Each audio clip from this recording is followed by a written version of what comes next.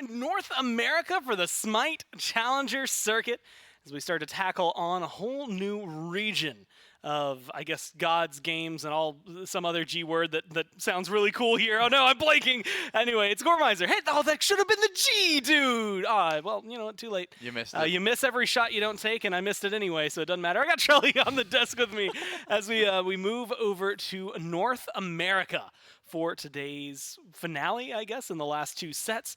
We got the Yomi Tanuki going up against the Anansi Weavers, and the Athenian Sages a little bit later taking on the Kowlin Warriors, and Wardens. Then, later this week, we'll have the Hounds and the Storm going up against each other for the conclusion of North America. But for now, it's just the two sets that we're going to tackle. And it's going to be a fun one, Charlie. At least I'm prepared for a really fun one just because of how things are looking. Again, we can take a peek at the schedule to see those matches I just highlighted for you. What you'll be seeing today are the top two of these. The last one, well, that's going to be Saturday morning just before the SPL. So you want to make sure you tune in at 11 a.m. there to see the Hounds take on the Storm. Other than that, we do have the Sages and the Wardens to close out the day. But prior to that, we'll be covering the Weavers here, going up against the Tanuki. Now, Trelly, and we'll look at the standings in just a second, but when you look at it, the Weavers, not exactly the start they probably would have wanted to the season. 0-2 as of right now. 1-1 here for the Tanuki, so potentially pushing themselves forward. And makes that matchup that's later on in the week, the Storm and the Hounds, maybe even more interesting, similar to the one we just watched in Europe, both 2-0. One of them is going to be undefeated by the end of it. But this is a good chance either for the Weavers to tie things up with the Tanuki or for the Tanuki to make a stand and start climbing up towards the top. Yeah, the Tanuki have really cemented themselves as a match to watch anytime they're on. I mean, they were able to shut down the Wardens, a fan favorite, no doubt. So it's an interesting one no matter what. But the Weavers, yeah, as you mentioned, 0-2 start, not probably what they wanted. We have a lot of players that have been around the scene for quite some time. I'm sure they wanted to get off to a better start, but hey, it's still young. They've got Mando Warrior, Jingubang, Sops, Dashboard, and Chinfu. The last time they lost, though, admittedly, was to one of those teams that we just saw at the very top. They ended up losing to their Hounds team, which is not an easy team to beat. So it's not necessarily the end of the world for them. That last week was a 2-0. But it is definitely, like you said, not something that players that have been around as long as they have and playing as well as they have would ideally start with being 0-2 at the bottom. Yeah, I mean, it's like I said, I think it's more of a learning curve right now. It's a different meta, it's a new season, that sort of thing. So trying to adapt to these new picks, just because you've been around the SMITE scene for so long, you don't automatically get to be on the top of the SEC. I mean, there's a lot of talented teams right now. Yeah, so there are. The Weavers are just going to have to, up their map play a little bit. They were never getting really stomped, as you just saw. It's close games. The 0-2 standing, I really don't think reflects how good this roster is. It's just, they have to make some adjustments, that's all. And that's going to be the question for today. What adjustments do they make to try and, well, I guess just cease being an 0-2 team? Realistically, not to cease being an 0-2 team. That, unfortunately for you, is just the truth.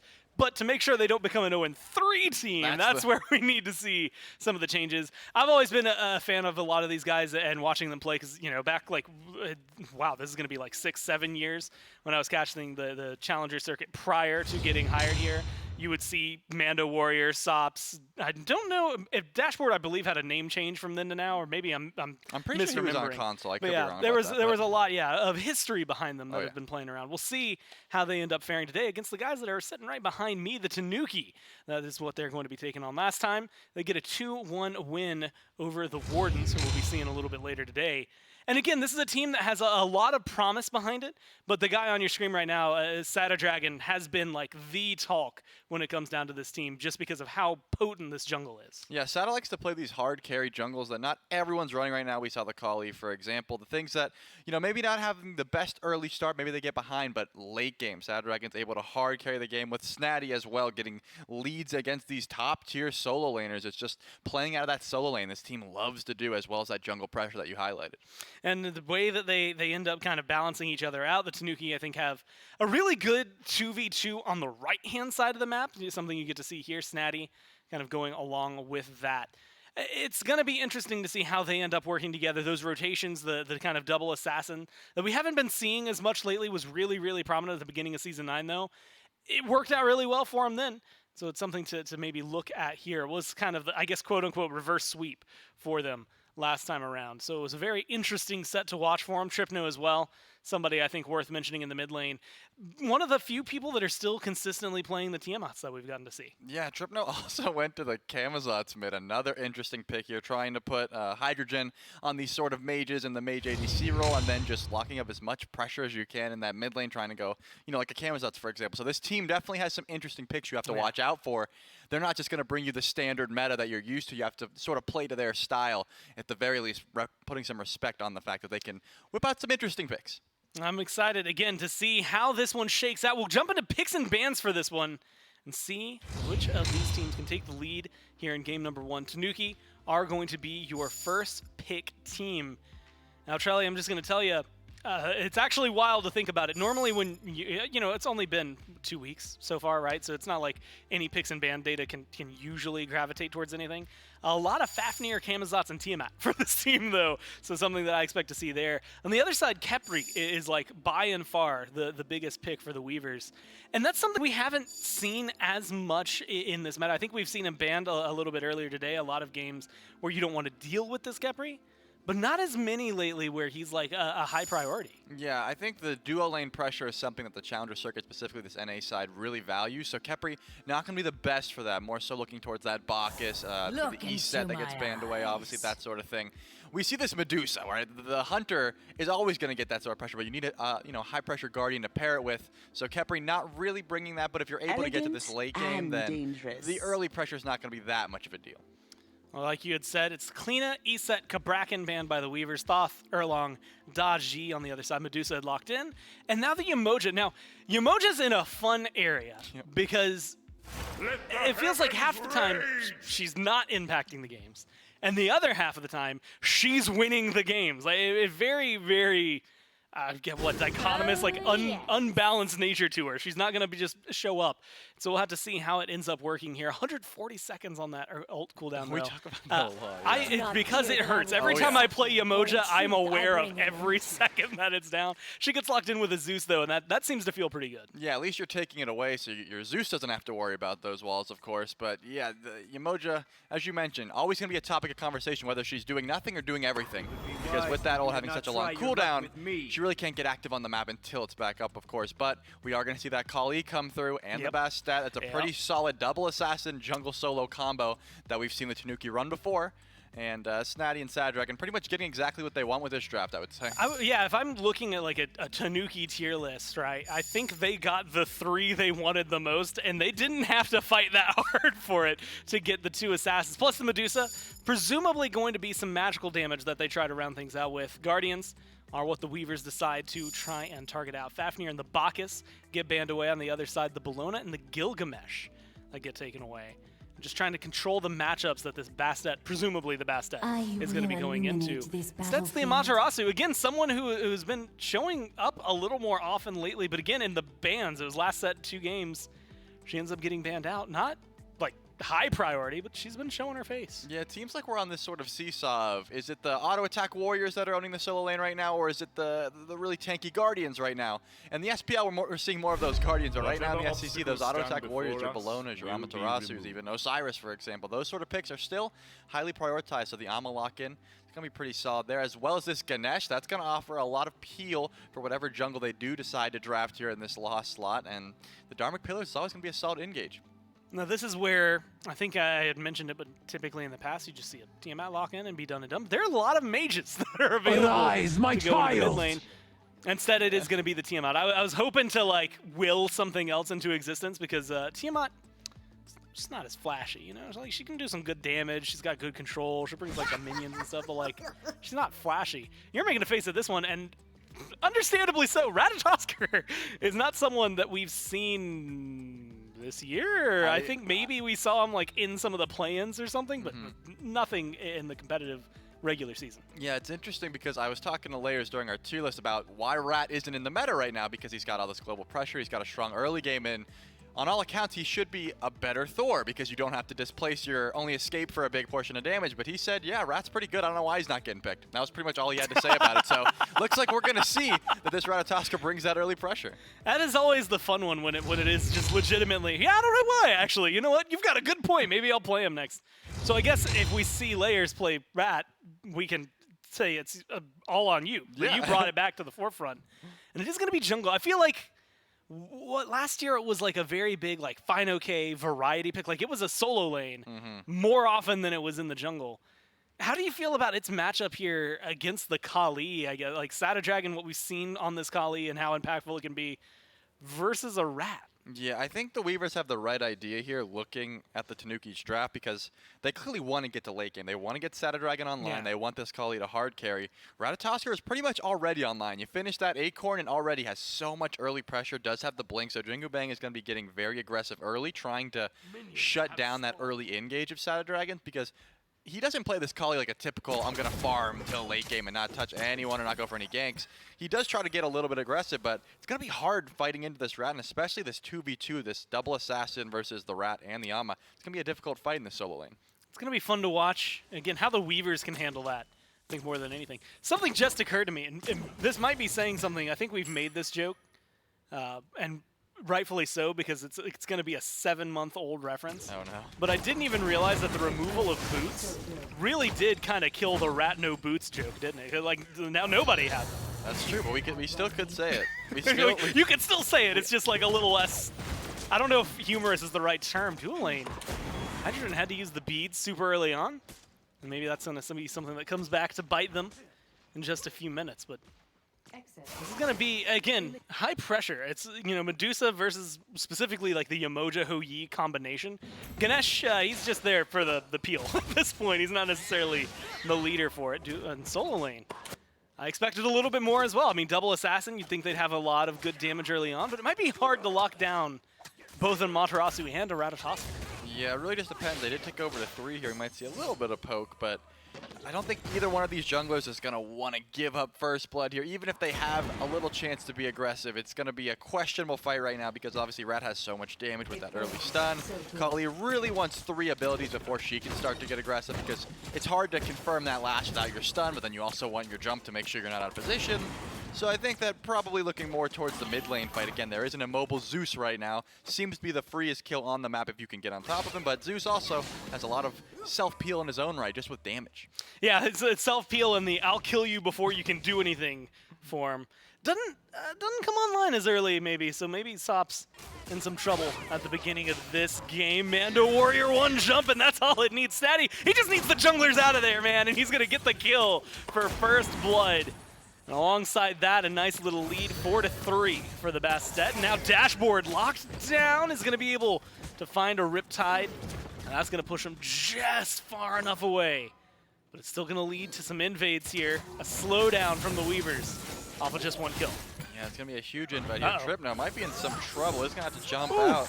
Sada's trying to peel. I don't think there's going to be any more engage. They do get the red buff, but Tripno does have to lose the beats there. But I think that first blood onto your solo lane right now is exactly who you want this kill on. Maybe the Kali a little bit better, but right now I think Snaddy's able to impact this game pretty heavily, especially because Ama from behind is not the best. It's hard to sit in that lane. Yeah, she doesn't feel very happy whenever she falls behind. I don't think anybody does, but definitely is going to slow things up. Snaddy, level 5 already, back to bullying Mando here. Does not have that ult available. I was going to say, one little bit of CC, a little more damage is probably where that damage came from. And all of a sudden, it could turn into something a little bit more. I was going to ask you about this. So Jingu Bang did use their blink already. Right. There's no beads for either of the jungler. And now, you know, like Ratatoskr and Kali to a certain extent, you use your ult, you're going to feel a little more safe than, you know, I guess otherwise denoted. But not having beads on a Kali can feel kind of bad if you jump into it. But I don't think there's a lot of places she's going to end up. I mean, I guess duo lane, whenever this Yamoja goes over to mid, that's the only real CC that she's going to encounter. Yeah, that's true. I mean, at the moment, I think you just don't want to take that 1v1 with the Rat. That's the really only thing you'll need that beats for. If you are going to get stunned out, you have to be a little bit careful. But besides that, yeah, I think Sad Dragon has a little bit of freedom here to dive this Zeus. It's just going to be the beats.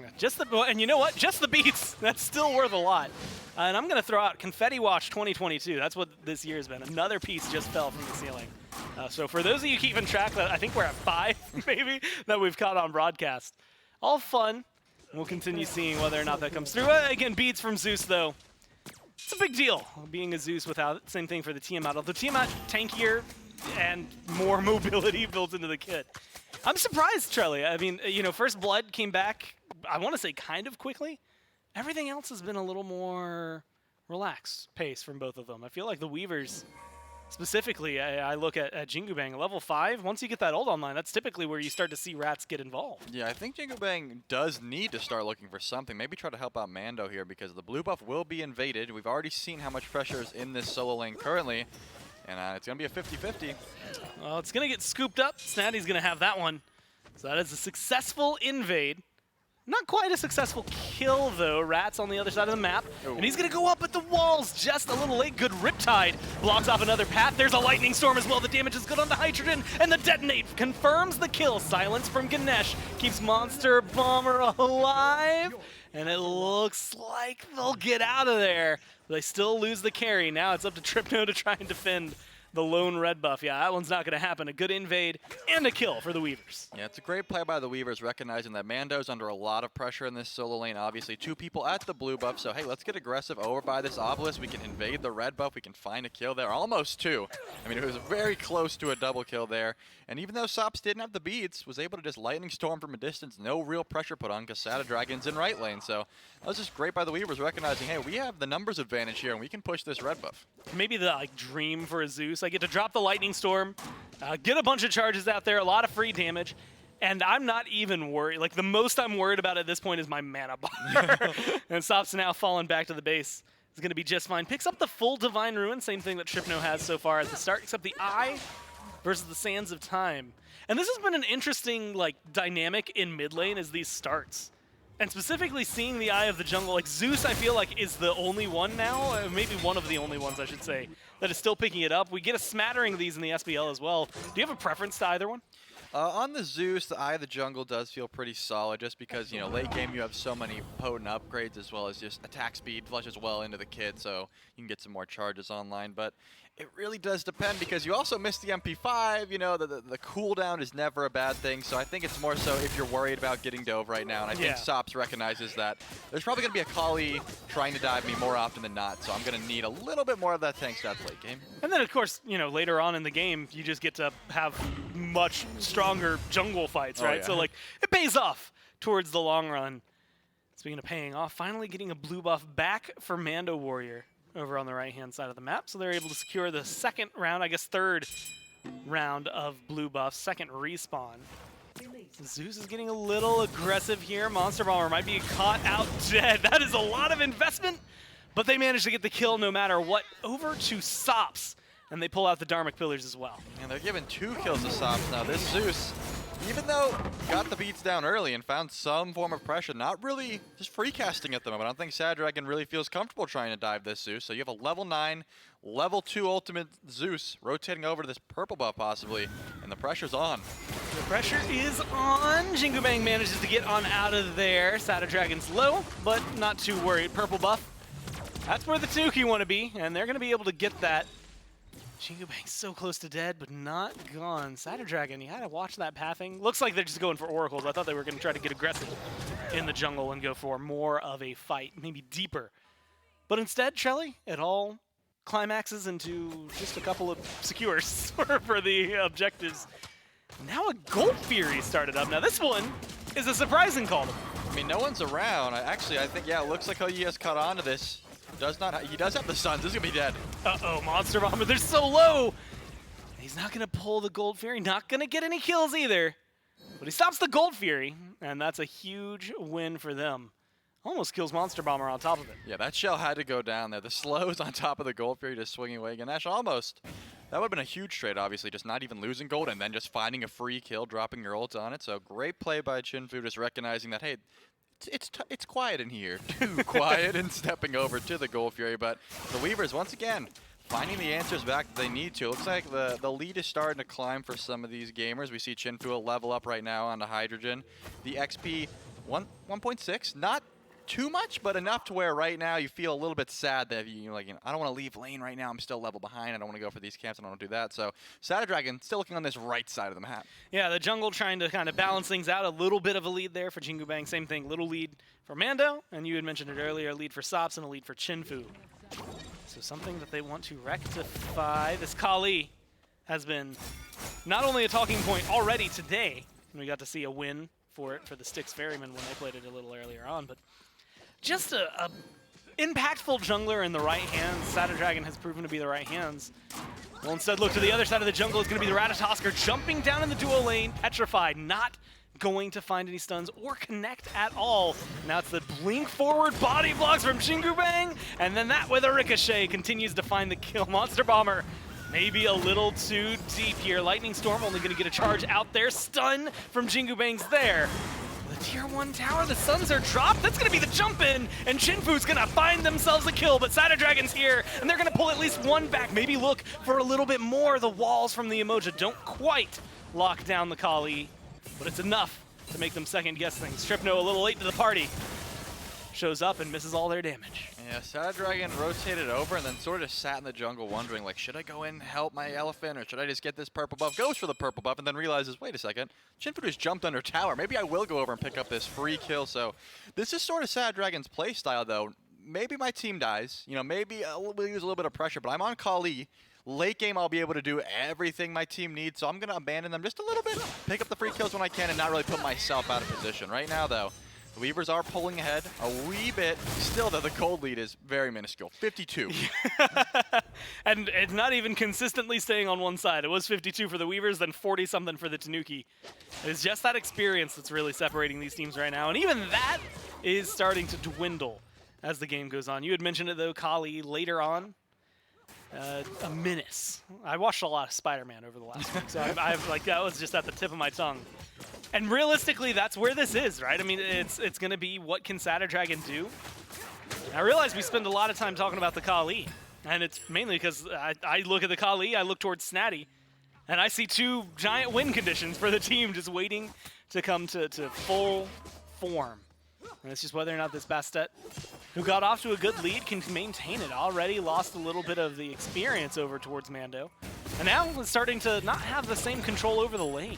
Yeah, I think Snatty's itemization probably has something to do with it. Going for the Jotuns first instead of that Soul Eater we usually see, he wasn't able to sustain in lane. Just, you know, pretty much full heal off of every wave, that sort of thing. Whereas Ama does have the built-in sustain into her kit. Her one ability is going to heal her up pretty nicely, as well as the death toll. So just a sustain battle, Snatty was losing despite finding that early solo kill. So just a little bit of trouble staying in this lane. But as the itemization continues, I think Snatty's going to be able to really help diving this Zeus. Sop's obviously 2-0 right now. Even though the Legion Helm has been finished, a lot of damage will be coming out of this Bastet. And Sops is going to be in some trouble. Yeah, we haven't seen as many rotations from the solo lane just yet. Those should be starting up in the next couple of minutes. 12 minutes in, 4-2. It seems like the Tanuki with those 2 kills are trying to add on to that count, see what they can do with it. Gold Fury was started up by them about 7 minutes ago. Maybe it was a little less than that, 6. Now we'll see whether or not they can continue that amount of aggression. They don't feel confident in their capabilities to pull. Whereas on the other side, Zeus makes a lot of these objectives free. If he just drops his ult on them, they die a lot quicker than most teams expect. Yeah, I will say the Tanuki definitely have a worse time trying to confirm these objectives. I mean, your best option, I assume, is going to be like a Pounce from Snatty or a Petrify. Really, it's going to be hard to 50-50. When you look over the other side, Detonate is going to be a huge issue. Obviously, you have the Suns from Hoyi. That's going to be some great just control of space. And as you mentioned, the Lightning Storm, no one's going to want to get around that objective when you see these 2 menacing circles. And then the Rivers could just come up at any moment. So I think the Weavers have a very solid fight around these objectives. So even if the Tanuki find themselves in a lead, they have to be like, are 3 out of their 3 ultimates down? If not, maybe this is questionable. And for the most part, it's a classic combo of we'll throw the walls up so that you can't see, and then we'll throw the Lightning Storm so we can burn it quicker than you expect. And then you jump in, and either you're too late, you're too early, or you're a free kill, one of the 3. See if the Tanuki can handle that a little bit later on. This Trelly, again, every time they seem like they're about to like pounce up, ready up for a fight, things start to slip away. Same thing here for Jingubang. In the jungle, left-hand side. Soon. And looked like they wanted a little bit more, but Hydrogen Monster Bomber start to back away. But look at this positioning, Sada. Starting to get aggressive vision there for the Hoyi. And that's going to be the pull back from the Tanuki. Not willing to get aggressive on the left side. Meanwhile, the Weavers Well, they must want something. Vision's going to be there. Knock up onto Monster Bomber. Stun. There is the damage, but they don't have enough to get the kill. Monster Bomber's going to be able to walk away. A TKO, though, will have to go back to base. Yeah, using 2 ultimates there. Actually, not 2. I thought that was Sops' ultimate, though. That skin's got a pretty interesting shield. But either way, a lot of damage there to Monster Bomber, but is going to get out pretty much scot-free at this point. Looking at the relic choice of these solo laners, though, Mando Warrior has the teleport, so it can really rotate over whenever they want to, trying to help out. But Snatty has to just, you know, walk all the way over from solo lane. So if you ever see this Bastet over here, it's going to be a large investment. Ooh, a 2-man Petrify hits the slow, but does not hit anything else. Hydrogen, 1 hit. And that's all it takes. Jingu Bang gets the kill and finally has something to show for the ganks over onto the duo lane. Medusa 0, 3, and 0. Hydrogen is not having a good time. Yeah, it's very difficult to try and survive as Medusa, especially with just the global presence. We finally are going to see a Gold Fury pull here by the Weavers, and they have a lot of damage. Yeah, it's sitting just over half health now. And it gets dropped almost immediately. I didn't know if Satyr Dragon, Monster Bomber, I guess that's enough pressure for the Weavers not to feel confident, even with the speed that they can kill off some of these objectives in their kits. It's still a 50-50 at the end of it, right? Like, you could burn down 99% with the Zeus ult, and then if Hydrogen walks up and throws a stray auto, all of a sudden you lost the Fire Giant you committed so much, or sorry, the Gold Fury that you committed so much to. Maybe a Fire Giant a little bit later on. We're starting to get to that timer. It's kind of surprising to see North America take it at this pace. I mean, it's a lot more cautious from the Tanuki, but considering their duo lane is 0-5 and 1 combined, probably doing it rightfully so. Yeah, I still think the Tanuki aren't, you know, too much out of this game. I think this is the sort of play style they wanted to go for, recognizing that they had some early leads and then saying, hey, you know, late game we just have the better team comp, at least in our head, because Jingu Bang on this Ratatoskr is going to fall off, whereas Sad Dragon is only going to get more impactful. It's just going to be, you know, we don't really have to go for these risky plays just yet. As we're seeing how these sort of solo lane trades are going to be going here. Just a lot of auto attacks from Mando Warrior and a lot of abilities from Snatty, just both healing up here. But here's the Lightning Storm, and it's on Pyromancer. Drop down, burned away, and the Weavers are going to be able to get that. Satyr Dragon tried to show some presence there and take it away, but was unsuccessful in doing so. Now back in the mid lane, you'd think they would start looking to channel some sort of aggression. You want to usually trade objective for objective. They are starting to move back over towards the left lane. Gold Fury is there. Oracle Harpy's not available. They clear out a ward, and they're going to start pulling this one. Dashboard sees it. Sops is around. Jingu Bang's returning from base, so this is not going to go unnoticed by the Weavers. Half health for the Gold Fury. Up onto the tree is Jingu Bang looking for the jump in. There's the walls. Not quite enough to lock down the members of the Tanuki. And now Jingu Bang goes too deep. Jingu Bang takes too much damage, and the Ratatoskr is gone. Satyr Dragon low in the back of the jungle, chased by an Amaterasu. There's the ult to get that death immunity. And a nice set appeal from Snatty is going to help make sure the jungle goes out of there, and it's a 1-for-none trade. Yeah, I'm surprised actually. Jingu Bang did pretty much exactly what you want your rat to do. Whenever the Gold Fury gets started, go up to the sky, throw out some pressure, and then, you know, hopefully they just reset and that's the end of it. But Sops did get aggressed upon a little bit, had to use the beads, and then Jingu Bang realized, wait, did you guys retreat? I thought we were going in. Unfortunate, gets a little bit out of position, and the fall happens. Now the Tanuki do have at least a manpower lead here, but it's still going to be a questionable call going for this gold. Yeah, spotted out and is well known by Mando at this point. Gold Fury once again sitting at this half health, and once again will get leashed at half health. They're looking for a little bit more. The jump in from Snatty. The damage is good on the Sops. The Lightning Storm is thrown down, and it's getting a lot of damage spread out there, but Satyr Dragon is able to take down the Zeus this time. Now they're looking to surge forward, lockdown. Mando beads is going to help disengage for the solo laner. The Anansi Weavers backing away. The kills still lead 5-4. Now they're looking to surge forward, but maybe too far forward. Jingu Bang takes way too much poke, forced to fall away. Same for Mando Warrior. One more hit is all you need, but no one is going for the chase down. The Gold Fury stays standing. Once again, another 1-for-none. Yeah, the Tanuki are able to find their picks here, but as I mentioned, they just don't have a crazy amount of confirm on this objective. So even if they are able to find these picks, the big neutral objective, the Gold Fury that they are so after right now, they're not able to pull just yet. I'm seeing the catch-up is definitely here, right? You're seeing these levels catch up. Hydrogen now level 15 to Chinfu 16. We're seeing a support lead. Monster Bomber is ahead right now of Dashboard, but besides that, the real only lead right now I would say you have to worry about is the solo laner. Mando Warrior is still able to get off a lot of CC, but level 18 respectively, so not as crazy. The Tanuki still are able to fight, obviously, but this objective they're not able to get just yet. We'll have to watch. At some point, 19 minutes in, this Gold Fury has been assaulted like 5 times. Sometime it is going to get taken down. It just depends on when they can commit to it. And that's, again, where things just get so awkward, Shelly. And at this point, 19 minutes, you've got to question if the Gold Fury is where you want to make your stand, right? Like, you lose a Gold Fury fight here. You lose a Fire Giant and a lot more afterward. And with, what, 11 of the 12 towers still standing on the map, it's a lot more of a risk than I think either of these teams are fully ready to commit to. Although, once again, we see a grouping over here. Jingu Bang gonna get seen and spotted. 5-man rotation for the Weavers.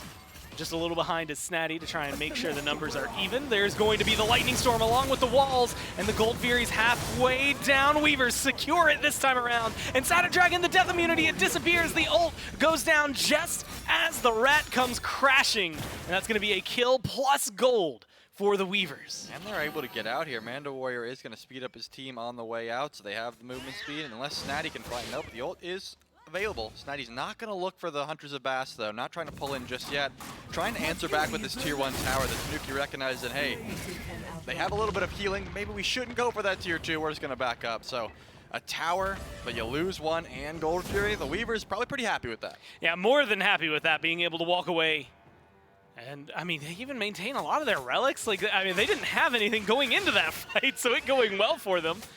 Well, that's just beneficial. Now, well, while you save yourself the threat of if we lose this fight, then we'll lose Fire Giant. We're starting to look at a Pyromancer coming back within 30 seconds, as well as a Fire Giant that is now freely on the table right side of the map. All of a sudden, a lot more attention being paid to it compared to the last 20 minutes of gameplay, where it has been mostly neglected. Yeah, the Pyromancer is about to spawn in here, and I think the Weavers are trying to pull that pretty much on cooldown, so they want to make sure they're ready for that. The Tanuki are onto this, though. They are sort of grouping around this objective as well, but looking on the left side of the map, Shinfu still pushing that lane, as Hydron is also going to join that duo lane. So we're not going to see any sort of Fire Giant pull just yet. I think it's more so just, hey, we know this Pyromancer is spawning. You guys looking at it? No? Are you looking at it? Okay, we're just going to back off then. We'll see. Ooh, Trip, no. You get caught out here. Again, little picks like that could potentially end up resulting in pyros and fires.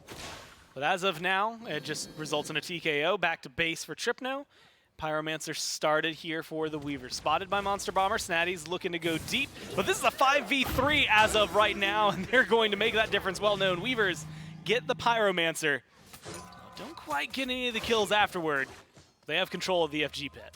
Yeah, Jingu Bang did have to use Blink and Beads there, but looking at the damage he took, I had to do a double take on that build. He did go the Void Shield and the Shifter Shield, so a lot of physical defense on the Rat jungle right now. You're going to be super tanky. You're going to still have a lot of damage built in, but right now it seems like Sad Dragon's not going to be able to just half health whenever he wants.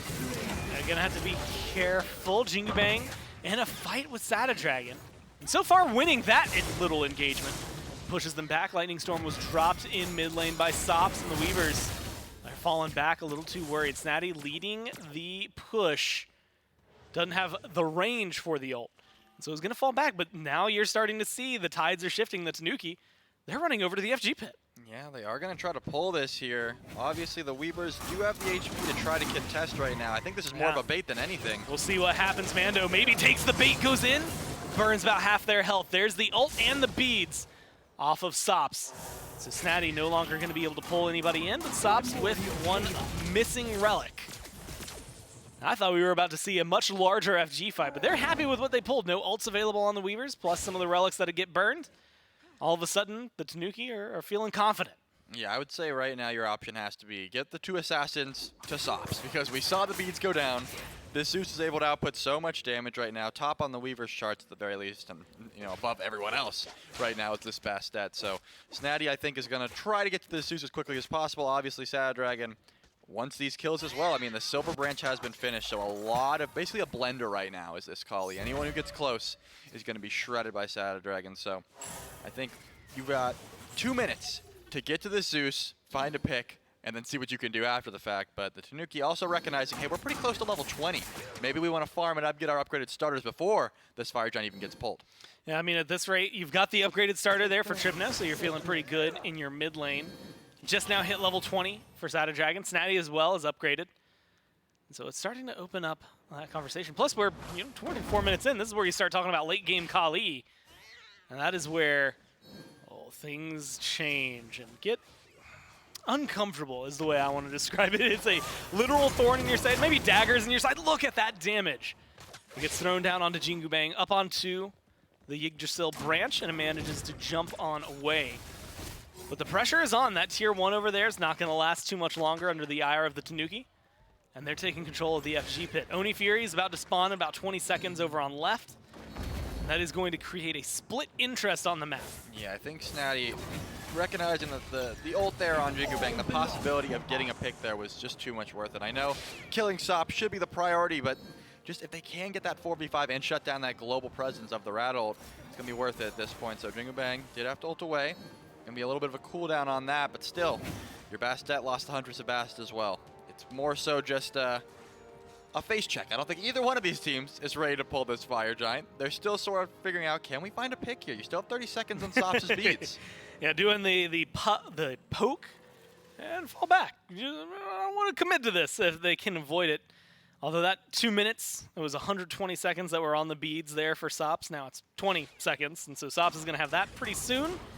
All the relics are back up for the Tanuki as well as that Sentinel of Bass. They start up the FG. There's the walls from Dashboard. It's actually low, and they're going to move in. The Weavers drop the Lightning Storm. The damage is there, and the Weavers get the FG away from the Tanuki. Now it's just a qualm of getting away, and unfortunately for Mando, that one's not going to happen. Ratatosker's up in the tree, goes for the knockup, stuns out Snatty, dashes away.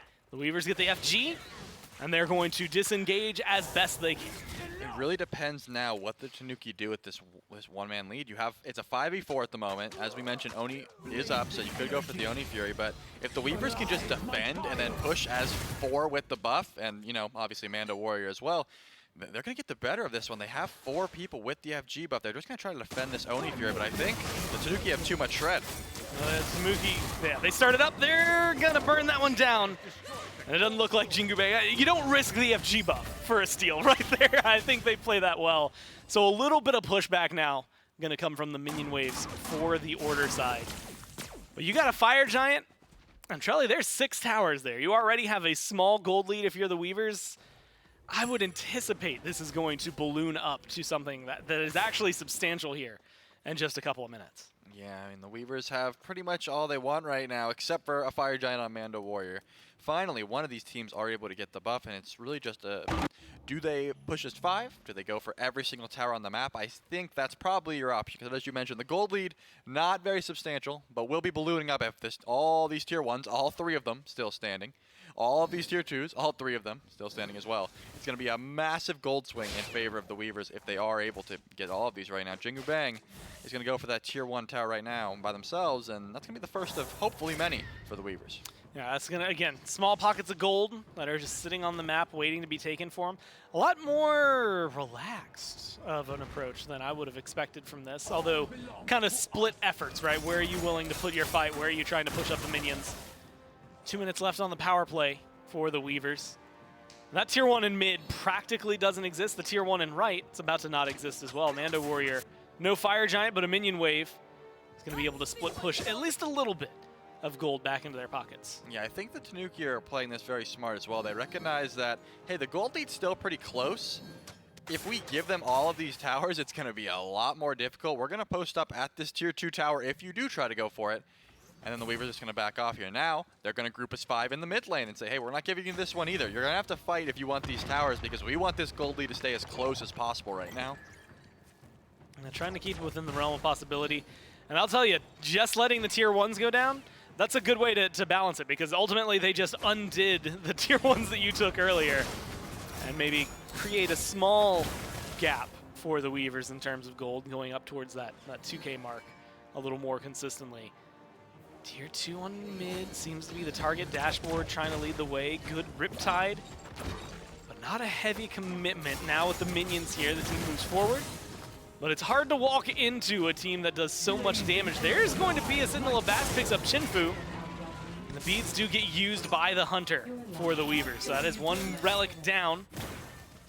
And maybe the start of something big, but doesn't seem like they're going to mount much more of a defense here. The Tanuki back up under the Phoenix. The tier 2 in mid goes down. They might be looking at the mid Phoenix here. We did see the Zeus ult, and Snatty very weak. It's going to go down. Snatty just killed off. And now Tripno forced to run away. There's the dash forward from Mando. And you've got some company. And they're going a little bit deeper. The stun's there, but maybe you're taking too much. Mando goes under the Titan, and one hit from Sada Dragon. That's all they need. But they opened up the Phoenix, and it's the one without the FG buff, trading their life one more time for the team to get something big on the map.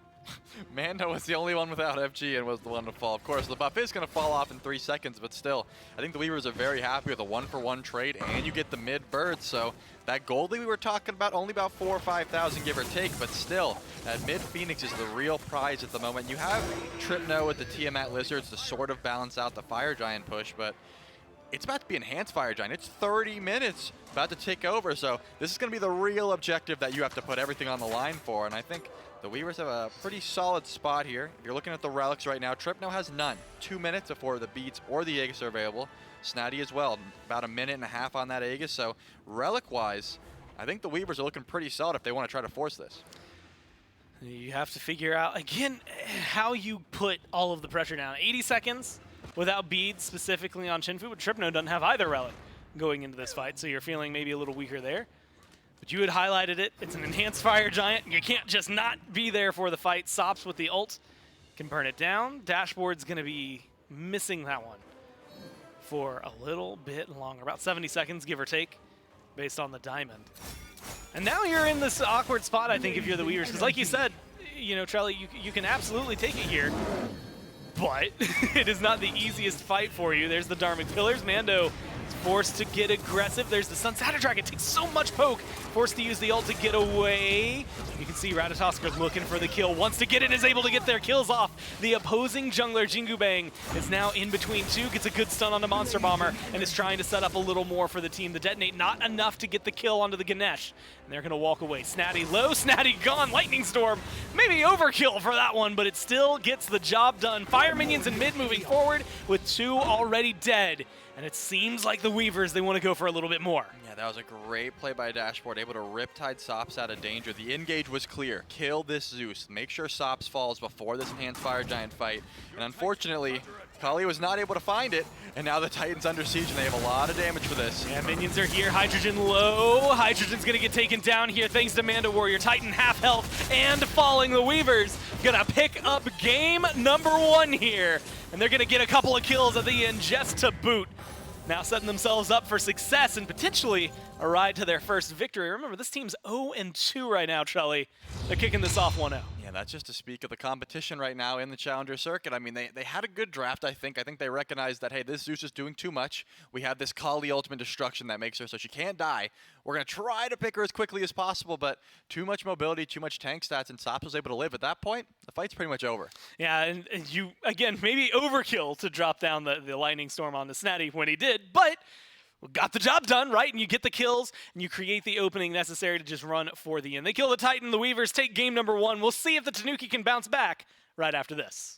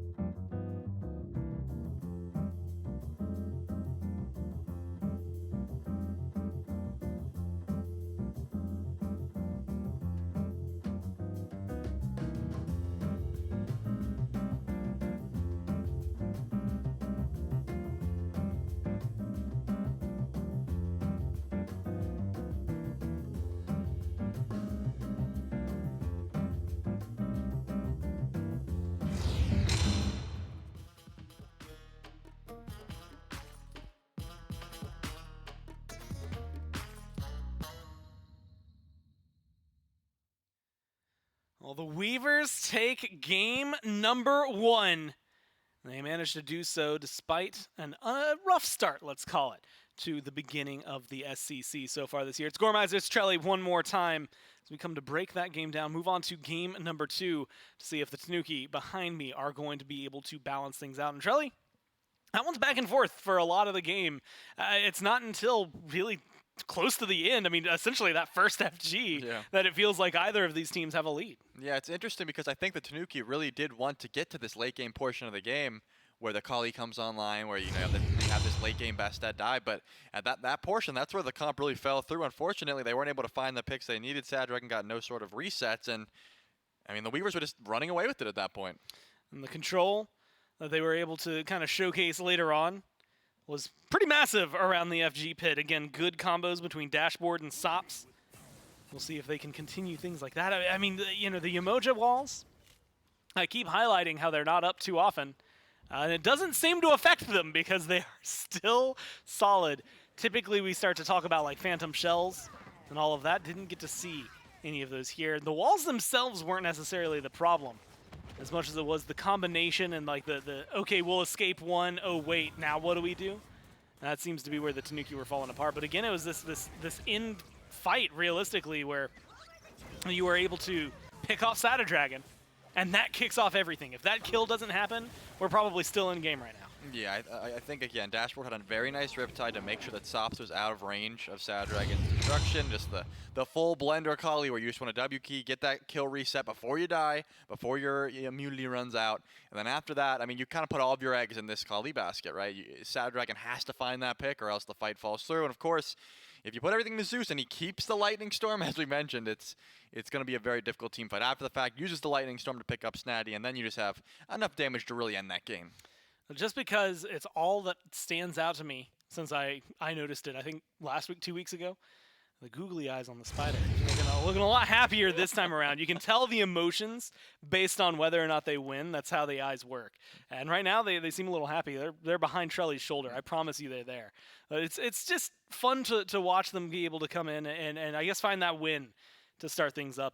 The Zeus worked out really well. I think the Bastet and the Kali were fighting pretty prominently throughout all of that. We had said it at the beginning of last Picks and Bans, was that Medusa, Bastet, Kali seems like the top 3 for the Tanuki that you would dream of. We'll see if they go for something similar this time around, and if it works out in this one as they start to get aggressive. Tanuki once again going to be your first pick team. Thoth, the first one off the board. Last time it was Erlong, Shin, and Daji alongside that. Eset, Clean, and Kabrakan on the other side. And so far, Charlie, doesn't seem like a whole lot's changing. Yeah, I mean, the Tanuki are going to have to make some form of adjustments, obviously, because as we highlighted, they got what we would assume are the 3 picks they wanted in that top 3, and the endgame team fight just not really up to par with what I'm assuming they wanted. So either A, they're going to have to change their draft, or B, they're going to have to change their play style. It's just a few different things they could go for here. I think if they really weren't, I was going to say, if they weren't a big fan of how much displacement this Yamoja brought or how much damage this Zeus had, taking one of those away, certainly an option. And they are going to say, you know what, that Yamoja,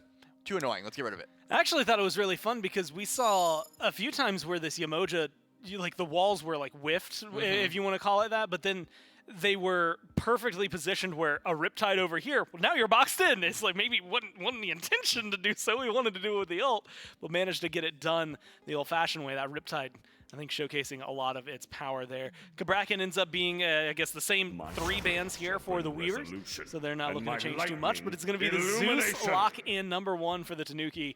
And you had said, hey, try to control 1 or 2 of the aspects. They're going to ban 1, take the other. Yeah, it seems like the Weavers, I mean, they had to know this was coming, right? They had to say, hey, if they're banning away our Yamoja and they couldn't kill the Zeus, they have to have some form of plan, either A, shutting down the Zeus, or B, taking it away from us. This time that is going to be the option, but on the flip side, they're going to take away the Medusa, so no more Hou-Yi. We're going to see the Medusa on this side of the map. It's going to be a different laning phase, but, I think right now all of the hunters, for me, they sort of have the same sort of, they're just going to sit back, they're just going to farm, and then they're going to come a late game, they're going to auto-attack you. Well, the answer, Erlong Shin was banned in game #1, locked in this time around.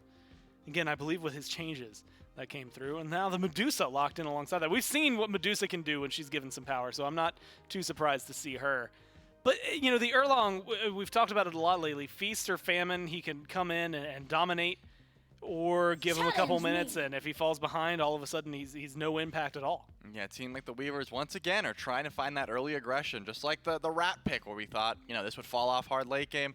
I think that they're just trying to come out with a bang. They're trying to, come out swinging, because the Tanuki, more often than not, are going to pick these junglers that really want to get to late game before they can come online. They are going to hold on to their jungle this time, so the Weavers have the option of banning away that Kali if they really want to, as well as the Bastet could be an option. But Amaterasu's picked up in this slot, so it looks like, unless they're flexing, that is going to be the soul lane this time around. And it is worth talking about the fact that for now, we're in the final days of the Erlong Shin lock. That's going to be, we're going to lose that soon. I guess we're not going to lose it. They're going to lose that soon, and we're not going to see it maybe as often in the jungle, where he's very prominent. Bologna alongside that, more than likely going to be matching up against the Amaterasu. It's pretty much what you said in Picks and Bans game 1, where you were like, yeah, there's this balance of, okay, so who's winning? Is it the auto attackers? Is it the Guardians? Is it the standard warriors? We saw like a Tyr and a Kukulkan, I think, earlier today.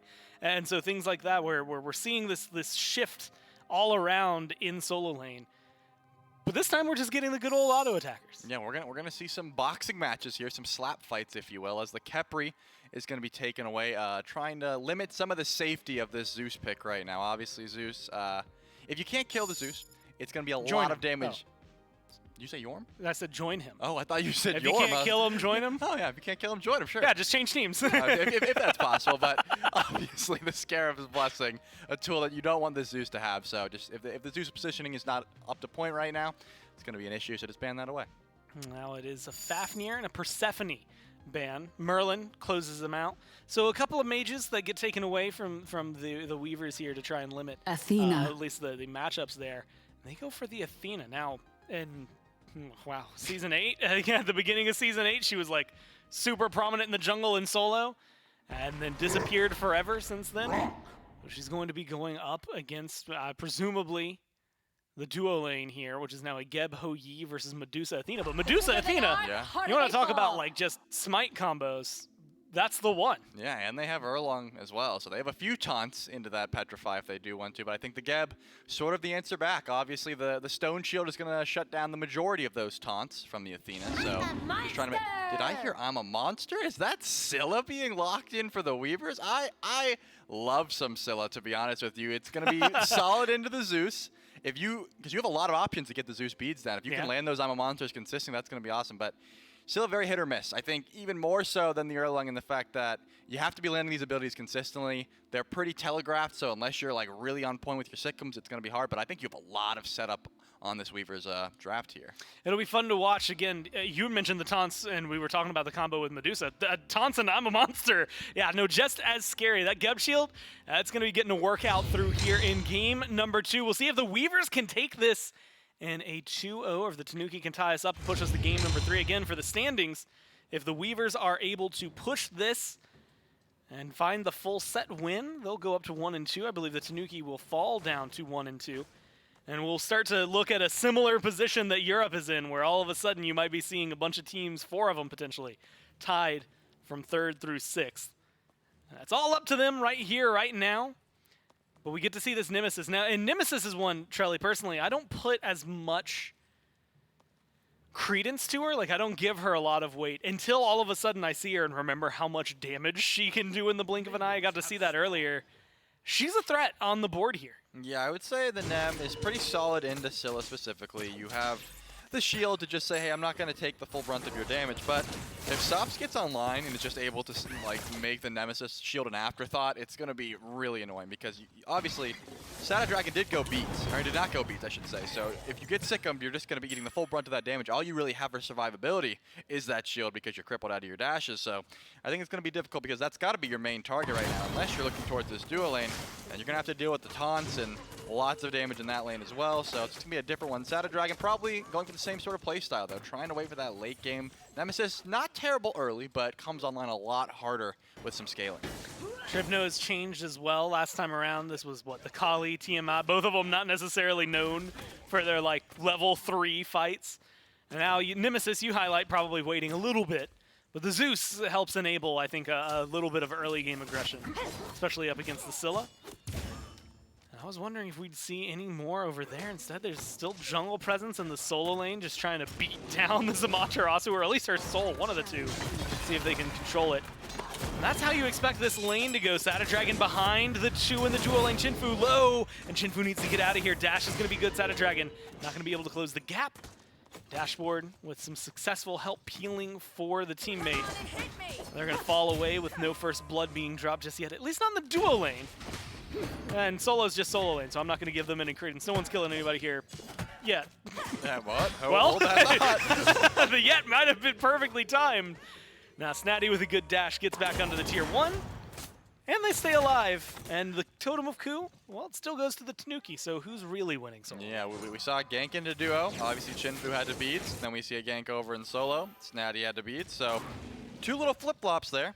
Even Monster Bomber had to use the beat a little bit early, so we're seeing some action, just no real finishes right now. As long as you're getting those beats down, you have the opportunity to get re-aggressive in a few seconds later on. So the option is always going to be there, of course. But Shadow Dragon, I think, is just happy with the beats at this moment. Wants to go back to the farm game. And we enter the well, not day-old, years-old conversation of the downside when you have Geb on your team.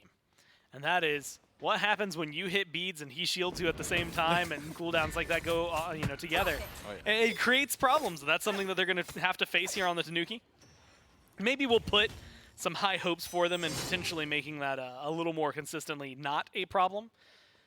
But that Geb shield, as much weight as it can bring, it's still only one target. So these taunts, you're going to have 2 of them hitting multiple people. I think right now in lane probably feels pretty okay. And about 10 minutes, I'm really curious how well Monster Bomber is going to be able to find the priority target. Yeah, and as long as you're taunting, hold that thought, as Shadow Dragon looking to dive Sops underneath the tower here. Sops is aware of this, turns around and sees, but still wanting to be a little What are you doing back there, man? Yeah, like, are you gonna dive me? I'm just gonna sentinel over here. I'm gonna try to juke you, but if you are able to just taunt the Geb, can't cleanse with that shield for either person. So let's make sure your target selection is pretty solid. But again, they have a lot of different CCs here. Obviously, the Sikkim is gonna be pretty annoying here. You're gonna want to cleanse that pretty much every time. But you have to worry about, as we mentioned, the Athena taunt, and then the 9 turns blessing from Erlang, the Naga. There's a few different CCs here in the 3v3 and mid. You're gonna have to worry about. So Monster Bomber gonna have his work cut out for him, trying to find who you want to keep alive in these fights. Yeah, it's going to be not only that, but you have to deal with the fact if they cluster up, Geb Shield is very difficult to get on the right guy every time. So that'll be something else the Tanuki have to be worried about. Spacing Not something that we get to talk about too often, but spacing is going to matter. No first blood yet, 4 minutes in. Despite what I thought we would see, level 5 did get hit for Jingu Bang, so maybe now that that taunt is available, there's an opening. Especially with Bologna rotating in, there's going to be the blink, there's the taunt onto Trip, no beats, get drop Lightning Storm in kind, but the second taunt is going to be able to do it. And the damage from the Lightning Storm's good, but not good enough. Sada Dragon goes forward, great Sick'em slows him down. And just like you said earlier, although maybe not for the damage dump, just for the CC, you feel the full brunt of it if you're the Tanuki jungler. Yeah, that was a great Sick'em, making sure that Sad Dragon can't continue the chase there, but that's sort of the issue with not going beads. You get a little bit more aggression, you're able to close that gap, but any sort of CC you're getting completely shut down by, at least in the early game. Nemesis, no form of CC immunity built into the kit, so anytime that's going to happen, you're going to be pretty annoyed with the fact that you wasted your ult for pretty much nothing. But hey, I think it was just a great engage by Jingu Bang, recognizing that, hey, we have this global presence in the Athena ult. Mando Warrior makes the rotation over and then just teleports back to lane, so perfectly executed gank by the Weavers. Maybe showing off at least what I'm going to be a fan of, I think, throughout this game, which is very simply, all right, cool, you beats the first taunt. What about taunt part 2? And that's the ever-present threat. One of them's on a much lower cooldown than the other as well in comparison. Healing will be given there to Jingu Bang, but it's going to come up pretty often for Dashboard. And it doesn't even have to connect with the Petrify, but man, if it does, I'm just going to be excited because I like watching that combo. We'll see how that continues. A good first blood, first kill for the Weavers. And we'll see how well they're able to do that, because for now, I look down and I see a little under 90 seconds left before that Zeus has their beads back. I think you can just run it back if you really wanted to. I think that same combo would work just fine at this point, but now I think Monster Bomb is recognizing, hey, I might have to defend my Zeus a little bit, sitting very close to Tripno in that mid lane currently. But me and you are going to be friends. Oh yeah, this shield is going to be your best friend right now until those beads are up. Sitting at that tower line, smart play. As Sad Dragon sort of wraps around here, I don't think there's going to be any aggression. I don't think Sada can live this. Yes, Sada takes a lot. That shield doing enough, and actually turns around on the stop Tripno with the Lightning Storm. Has enough damage. Did not expect to see that. Jingu Bang did use the taunt, so won't have that available. Dashboard doesn't have any follow-up in the mid lane anymore. And so they turn it around mid laner for nothing. Yeah, that's just a case of either underestimating your crush damage or overestimating your crush damage, but underestimating that you didn't need to use the I'm a Monster. I mean, I'm a Monster kills there 10 out of 10 times. Not enough damage that time around. Beautiful shield by Monster Bomber. I mean, the shield was able to just get the small amount of HP needed to make sure you're surviving there. So, great play. I was going to say, this Erlong into Nemesis matchup, it's very difficult to try to win that 1v1 without beads because your shield's getting canceled out pretty much every time by the knockout, and then you just get locked down. But looks like the shield was all you really needed. The stone shield, I should say, was all you needed.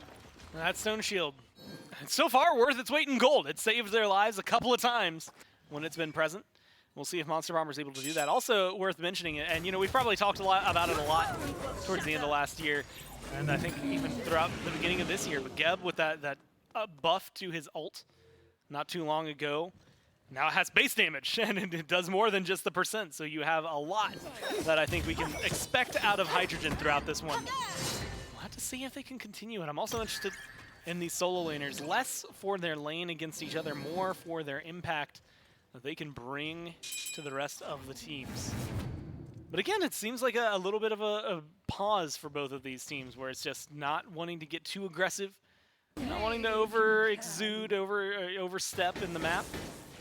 And because of that, not really getting anything because of that. Yeah, I was going to say, I wanted to wait and hold this thought as Shinfu going to get very aggressive here. Not enough damage to finish that one off. This is what I wanted to talk about, the fact that Hydrogen did opt to go for this Cowl into Dominance build instead of what I assumed was going to be a Transcendence he was about to start stacking here. We've seen, I will say, I harp on it every time I see it because it's more so, you don't want to build Crusher because Crusher sort of falls off, so you just go into that Dominance. You're going to usually sell the Crusher for Dominance anyways late game, so why not just get it early, recognize you don't really want to fight, and just try to get for that late game power spike. But I think you lose a little bit of pressure in lane, as we just saw Hydrogen heading for the hills there as Chinfu tried to find that kill under tower.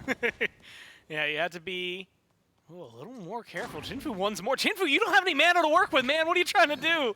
It doesn't seem like much. Honestly, could end up not spelling the end of this Medusa, although maybe Shadow Dragon makes their way over here. Blink's going to be good. Going on to the Medusa knockout's going to be even better. And there's going to be that Cataclysm. Finds the stun. They're chasing it down, and they're looking for it. Finally able to find the kill onto Chinfu. But now the Weavers, they've regrouped and reacted. What are they going to do with all of this 4-man presence on the left? It doesn't seem like they're going to get too aggressive back into the Tanuki. They're going to let that kill run through, and then they're going to just disengage. Yeah, I think a little bit unfortunate that Dashboard had the dash primed and ready. If the taunt was there, I think probably could have shut down Shadow Dragon's Blink before it even got off, put you in combat, then you're in a little bit harder gank there. And unfortunate again that I'm a Monster, a little bit off the mark. Sops goes in with the crush, almost finishes the kill there, but Shadow Dragon once again lives with about 1 HP. That's all there really was available to try to survive that one, but not really getting the value out of the Scylla pick yet. I feel like the Scylla is going to come online a little bit harder once you get these abilities max, start getting the passive power from that sort of thing. But this could be a kill. It's a lot of damage from the Lightning Storm. Oh my god, the detonate just eviscerated. I mean, gone from the map, reduced to ashes. And that is a good kill for the mid laner on the Tanuki. They're feeling a lot more confident about their early game this time around. This is something that kind of caught my eye, though. And admittedly, this might be a 10-minute late conversation, but they banned the Fafnir on the Weavers.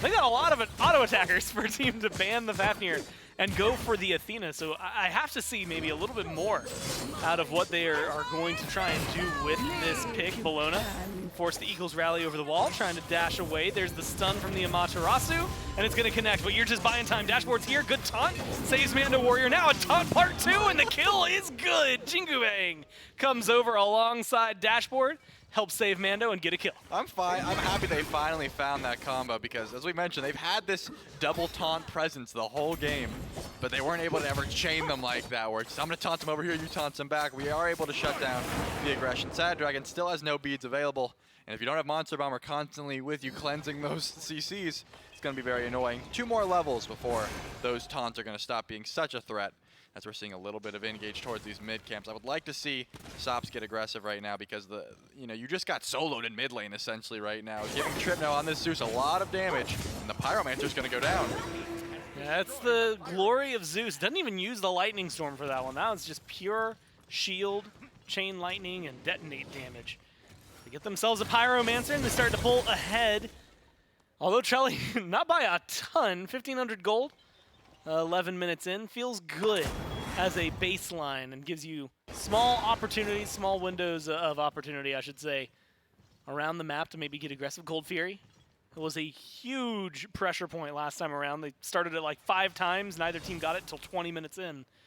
Hasn't even been looked at once. It's been a lot of the Oracle Harpies, the Vision fight, but nothing big on that side. So a small lead for the Tanuki, but in a game like this, it really starts to build up. Yeah, I think the Weavers honestly picked this Scylla specifically because of how these last game Fire and Gold fights were going, where they're like, if we just had Burst, we could just pull this, but we don't, so we can't. Now we have this big I'm a Monster confirm tool that is not going to be outbursted by really anything right now. So you just have this sort of presence, but now you're behind. So the Weavers are like, well, we still can't even use that force because we're a little bit behind in the matter. That's some big damage on the Tripno. Oh god, Tripno eats so much from the crush. I thought it was going to be Sops that was in trouble this time around, but Sops managed to sentinel away. And you had mentioned it, Tripno forced to fall back, a TKO onto the Zeus. Has the Divine Ruin, has the Spear of Desolation, no longer has the beads for another 150 seconds. Now some aggression in the dual lane. Chinfu has just been pressured out, but has some help on the way, but it's not going to matter. The good taunt in retaliation. It's not going to peel enough. Chinfu goes down, and they're once again bullying the dual lane of the Weavers. Yeah, the Tanuki are making sure to find their presence when it's needed, and it looks like they are heading right for that Gold Fury. Will they pull it, though? You still have that I'm a Monster tool. It is available if they want to try to go for that ultimate as Dashboard tries to use those autos to get a ward down. Lightning Storm to really help burn this one down. Dashboard is around. Sops as well. And like you said, that I'm a Monster. No one's used it just yet. So Sops, well, is going to be present. Shadow Dragon taunted in. The crush is going to be good, but not good enough to find the kill. Damage from the Weavers, again, on the board. but not enough for either team to feel confident, A, to get a kill, or B, to get that Gold Fury. And we fall back right back to where we were. And I don't think, yeah, no, Snatty's not in trouble.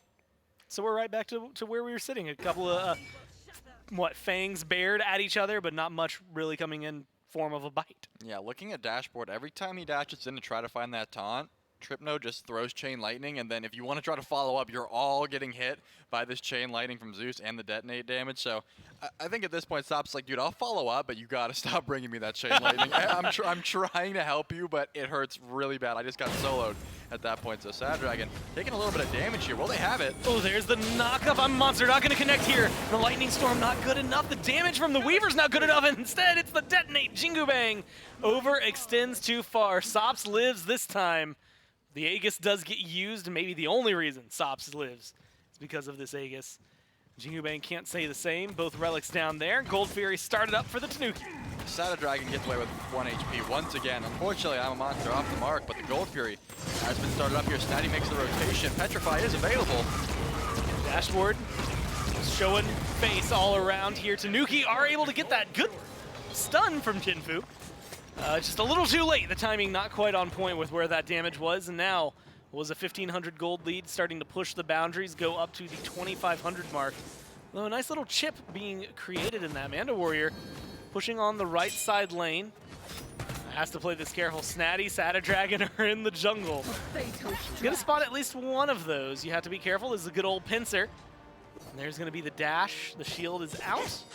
The slow is on. Frostbound Hammer picked up for Snatty, and so it's pretty much just back for back, 1-for-1, these warriors smacking each other. Snatty gets the better end, and the Weavers have to fall away and unfortunately fall behind. Yeah, I'm looking at the XP lead now. Pretty much everyone on the Tanuki has about a 1-level lead, except for Chinfu, who is ahead right now in this duo lane. We've seen how much the Crusher was able to impact their boxing fight. Hydrogen still hiding around corners, not wanting to walk up to this lane. Just putting some respect on how much damage this Medusa is able to output right now. But Snatty, absolutely massive right now. Level 17 at about 16 minutes. So whenever this Amaterasu comes to town with the Frenzy, these objectives are going to be getting burned very quickly. You have to be worried. Not just with the Frenzy, the stun that we can see, damage, the healing, the movement speed specifically. There's a lot that can be capable of in the middle of a fight. Hydrogen forced to use the leap. He's going to drop the Suns as well. You're running all over the world, but trust me, someone's going to lock you down. There's the taunt from Dashboard, and that's going to be enough alongside the pin and the damage from Chinfu. They kill off this Ho Yi and start to create a conversation. But 3 people in left, this is the opposite play of what you normally see. It's normally the solo lane gank into a Gold Fury. But now it's the duo lane gank into a Pyromancer, cleaned up for the Tanuki. And that gold lead gonna get pushed again a little bit further. That could be a tier 2. But not massively. Yeah, this is a weird balance between them. They're gonna have to figure out what they want to do. 2 auto attackers under the tower with just a few minions left. They might take a little bit of poke here. They should be able to get this gold. That's a big win for the Weavers, losing a tier 1, maybe, in the process, alongside the Pyromancer. I was going to say, what do you find after this gank? Obviously, Hydrogen, you have to find that kill immediately. They do as the Stone Shield goes down. Tripno going to return a little bit of damage, but you find this gank on duo, but you're still behind. What are you going to do after the fact? Oh, how about get the tier 2 tower for just a Pyromancer? I mean, I think that's a solid answer back for the Weavers here as they're evening up that gold lead a wee bit. The XP still a little bit out of hand in favor of the Tanuki, but it looks like they're going to be posting up here at Fire Giant, and Scylla's nowhere to be found. Yeah, not seen. And that can go for a lot of the Weavers. You've got Mando Warrior, and that is it for vision on the FG, and that seems to be enough. The Weavers don't have a huge threat, but any vision when Scylla's up and Scylla has ult, that's too much for the Tanuki to feel confident here. They're going to fall back and let that Fire Giant go. Gold Fury's not going to be back for another 2 minutes. Pyromancer, a little bit longer than that one, maybe around the 3-minute mark. So now, we're entering the I don't want to call it the dead zone, but definitely this weird area where you're not confident enough to go forward onto the FG. Taunt just shy for Jingu Bang. Dashboard uses their ult as well. That's going to be 2 big ones that are gone off the board of the Weavers, and Trelly, as I was just saying, there's not a whole lot to do on the left side of the map for him. So that's a heavy investment over little return. Yeah, I think what the Weavers done here is actually pretty smart. They took away the tier 2 tower. Obviously they wanted the gold, but more so, Hydrogen's safe haven is now gone. Hydrogen is level 15 at the moment. If you want your ADC to be able to get some levels and help you with the Fire Giant, they have to farm. And right now, you can't get past your support buff, essentially, without being in harm's way. So you have a level 15 Hou-Yi not being able to burn down Fire Giant. You basically stunted your XP lead here. So now, the Weavers have the time to catch up until Hydrogen can help. And they are going to get the beads down from Monster Bomber as well. That's a big pickup. Again, that Stone Shield, you had mentioned it. It's only helpful if Monster Bomber isn't the one getting taunted. Now Monster Bomber is going to be guaranteed taunted as long as they can get the ability to connect over the next 2 minutes. But it's also whether or not they can actually do it. I mean, I guess CC Immunity and Rollout, you know, there's small windows where Monster Bomber is going to be able to dodge those out. But for the most part, I have to watch Jingu Bang, ult about to come back up, as well as where Dashboard is. And where they're getting aggressive, because, you know, it feels like Tripno earlier on was a really easy target to punish, although, like you said, you get aggressive, that Chain Lightning comes out, all of a sudden all of the backup the Athena or the Erlang Shin have disappears. I guess we'll have to find out. Oni Fury is about to respawn. That's going to be the engage. It's Geb that's going in. Sops forced to beat, Sentinel over the wall. Damage on the Dashboard is good, and they kill off the Athena like it's nothing. Yeah, but Jingu Bang and Mando Warrior are wrapping around here. They could have some room for some ganks. That's a big amount of damage. I'm a monster. Satis low. Sops is gone, though, and don't have the turnaround that they need. Shinfu has the ult. That Petrify is going to get thrown out. The CC immunity helps to get through some of that. But Jingu Bang, maybe late to the party, isn't going to get the damage down. Tripno, he's going to be able to find more. He gets himself a double kill in mid. And Tripno, 5-1-2 for the Zeus, finds some huge kills for his team. Yeah, right now Tripno is massive. Just being able to gank right now as a Zeus is insane. Going behind the tier 1 tower and 1v2ing here. Just using the beads at that point. Now Fire Giant's looked at. Jingu Bang is farming a purple buff at the moment, so I don't think anyone from the Tanuki is going to be, or anyone from the Weaver is going to be going for this Fire Giant right now. Even though you have a level 16 Hou-Yi with 3 items, you can still get this Fire Giant pretty easily here with no sort of contest. It's taking a little while, though. That's going to be the push forward. Tanuki, who do still secure the Fire Giant. A reach thrown out by Dashboard. Not a lot of damage on it, but we've seen crazier steals. Slice and dice. That's what they used to secure that one. 5 members strong. FG ready, 9-3. With a 5,000, well, let's call it 4,500, exactly what it is. Gold lead right now. Shelly, the Tanuki are on the way to push us to a game number 3. There's still some opportunities, though. I mean, 4 towers still standing for the Weavers. All 3 of the tier 2s plus their Phoenixes available. This isn't going to be an easy push by any means. No, if I'm the Weavers right now, I'm hiding around corners looking for Tripno to walk up. You know the beads are down. You have to try to find a pick early, because if Zeus is able to free cast these fights away, I mean, we've seen it time and time again, where a Zeus is left unchecked, you see how much damage comes out. He's so immobile, but you can't kill him because he just kills everyone first. Right now, you have to find Zeus without Monster Bomber nearby. You don't have that much of an opportunity, and here comes the rollout, so already you lost it. There's no opportunity right now for you to find Tripno, just because of the positioning of the Tanuki right now. They're making sure to keep this Zeus alive, and he will keep dropping down these lightning storms, and that's exactly what you want. Pyromancer goes the way of the Weavers. Tier 2 on left, though.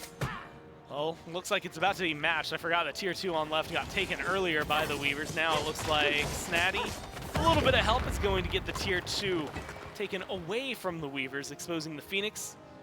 And now it's going to come down to defense. But when I see Scylla and I see defense, those two things go pretty hand in hand. Yeah, there is a lot of burst potential right now from Sops. Doesn't have too much damage online, only half of that Obsidian Shard. A little bit of percentage pen, but enough. We saw how much I'm a Monster does if it does land onto this Zeus. The Aegis is available for Tripno, so unless they're taunted, you're going to be eating, you're going to be pretty safe from the burst, but it looks like the Oni minions are going to just die out. And the Tanuki, you're not too confident to go for these Phoenixes just yet. They're going to go for that tier 2 tower mid first. An early Fire Giant here, 22.5 in. That becomes a lot easier to, like you said, just maybe push the towers, get the gold lead to be massively in your favor. And then you can start to worry about some of the Phoenixes. They've exposed 2 of them. Shadow Dragon's now going over towards right. They've got minions pushed up. So they should be able to start putting pressure onto yet another tower here of the Anansi Weavers. Jingu Bang might be stepping too far forward. You don't go to the tier 2. Yeah, it's going to fall back to the Phoenix. And the Tanuki are going to get the last tower that was left up for the Weavers. They clear out all 4, and now they start to back away.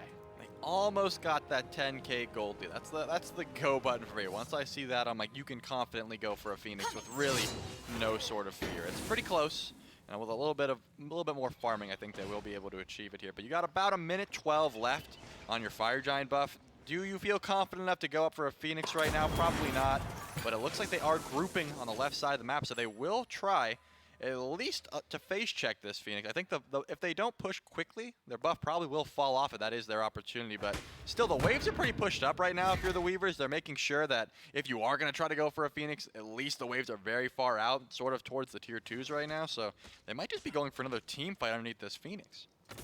Like we said earlier, probably not the easiest siege for the Tanuki. So we'll watch. They're grouping up and starting to get aggressive over here on the left-hand side, opening where they can find them. Jingu Bang caught out. There's going to be the ult from Saturn Dragon and from Snatty, not able to find the kill.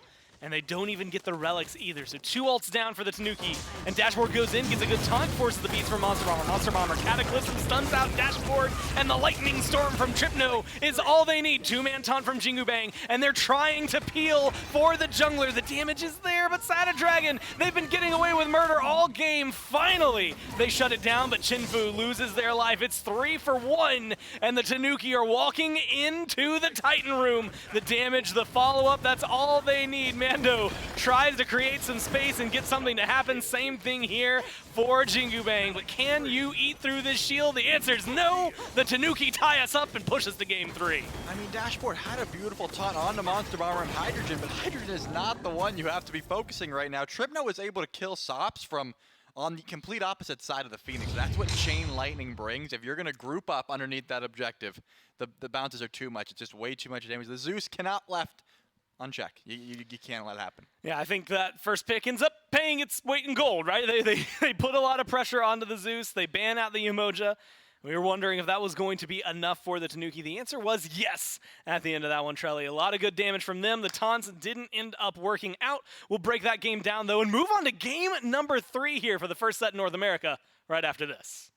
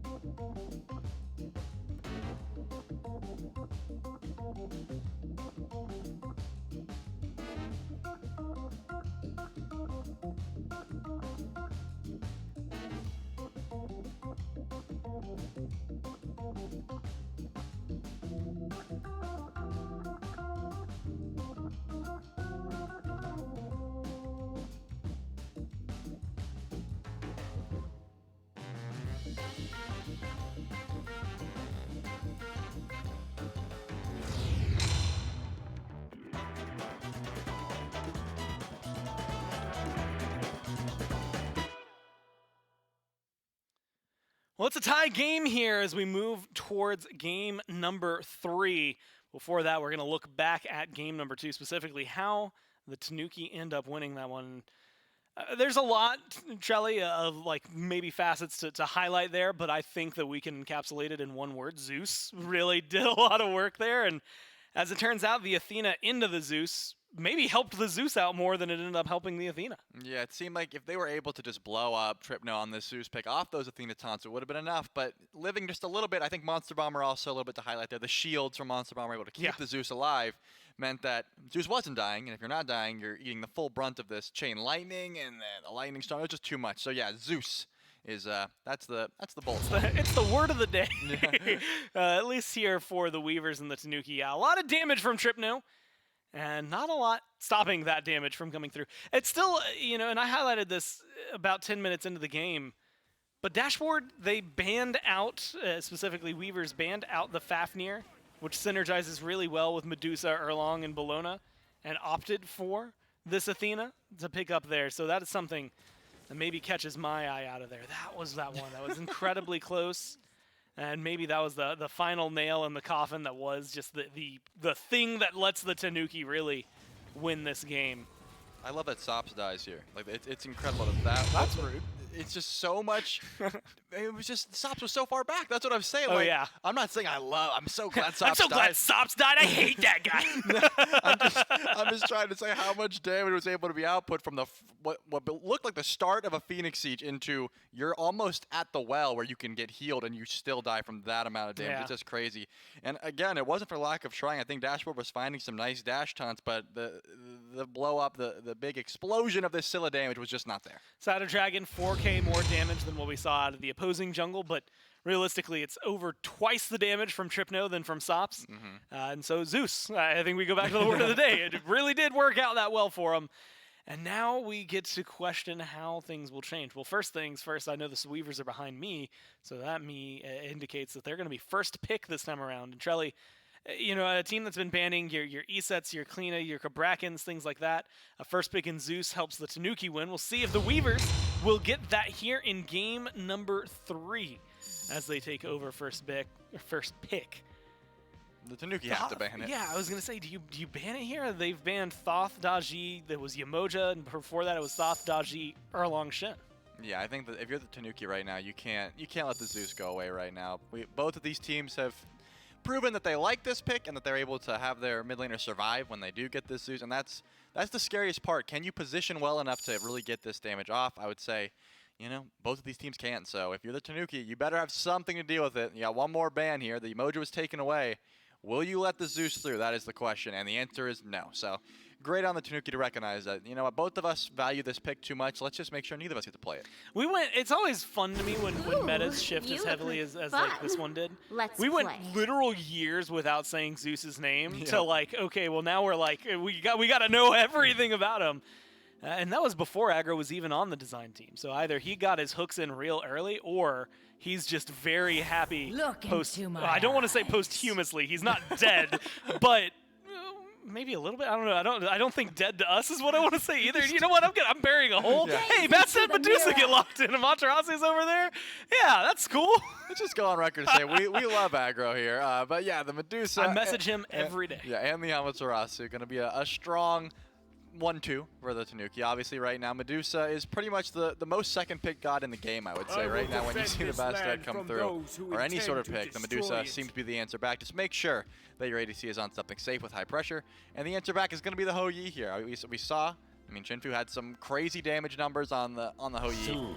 Pretty consistent in lane, I would say. So but the Fafnir actually does make it through this time around, so we will see a little bit of that objective shred you were talking about. And I'm excited because, it fit really well with that comp last game, so maybe it'll do well here. And, Hou Yi Bastet seems to go pretty well alongside it, so I'm not too worried about that. Tiamat locked in alongside the Ama and the Medusa. And so things are starting to shape up again, maybe an aggressive and a lot of damage for the Tanuki. And this Tiamat has been one of their go-tos, but it hasn't necessarily always treated them well. At least earlier in that first game, it was good damage, but it didn't really lend itself to any victory states. Yeah, I will say it looks like that first game, they were, obviously they lost. Tripno So I'm not going to say hard carried game 2, but we saw how much the Zeus was able to do. So this is definitely a step back, I will say. You're not able to pop off as much, not as much AoE damage, but Tiamat brings a lot of things in her own right. Obviously the safety, the wave push, as well as just the fact that you really have a lot of opportunities to just juke around, whereas Zeus can't really do that. So two completely different picks, but I think just getting tripped on something safe that still can survive in lane is going to be pretty solid here. I mean, you're facing a Bastet, which is going to be diving you a fair bit in the late game. I thought you were gonna do the pivot that I was thinking of, which is a lot of Nox lately too. She's just been showing up. I was actually talking about this. This is wild because I think I've highlighted it. But like my wife plays a lot of Smite. I play a lot of Smite. We're out of town last weekend. We're in the airport. We're getting lunch. We're sitting around. I open SPL, see what's going on, right? Check on things. We see a Nox. And then we had like a 30-minute conversation about Nox specifically. And like her kid. She's a good support, like with what she brings to the table. Outside of the fact that she's squishy as all hell, she's really good over there in the duo lane. And now you're going up against what presumably again Fafnir Ho Yi. So it feels like this could be an interesting pickup for them. Again, it is lacking maybe in some of the tank department, but Tiamat helps alleviate some of that. Yeah, I would say so. If you get that Lono's mask, it seems to me like Nox is just a very solid counter pick right now. It used to be a popular counter when you saw the Fafnir locked in to go Poseidon. You could get the Whirlpool down, cripple him after the transformation. He can't jump away. This time around, though, you're going to have that silence into the Shadow Lock anytime Fafnir tries to transform into that dragon form, and that's going to be very annoying if you are trying to set up or if you're trying to escape. So I think this is a solid counter pick once we saw that Fafnir locked in. Nox being annoying, Charlie? No way. There's no way that a Nox is going to be annoying to play against. Either way, Hell, speaking of annoying to play against, gets locked in here for the Weavers alongside of Gilgamesh. We haven't gotten to see him in either of these games. I think all day he's been in that weird area of just on the cusp. Some of the people in the Pro League still love playing him. So that's going to be matching up against this Erlong Shin. We'll see how it works here in game number 3 as we close out this set with one last win for one of these squads. Again, the Weavers looking to go up in the standings. The Tanuki, well, unfortunately, if they lose this one, go down. If they win, well, they get to be even closer to the top at 2-1. It is going to be the Bastet over there in solo. Sop's now on this Hell, and Hell brings a difficult equation alongside herself.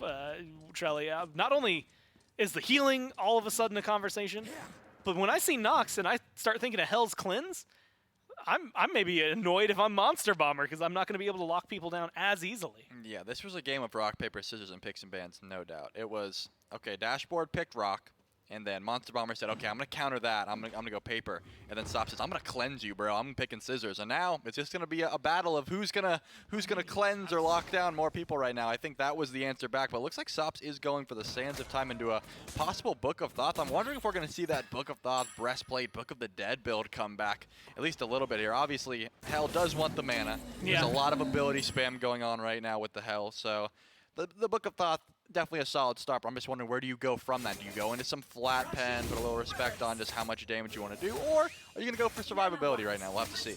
Now, what are you going to branch into? Hell can do a lot of damage early on. It's taking a lot of damage right now, trying to clear out 2 camps, one by themselves.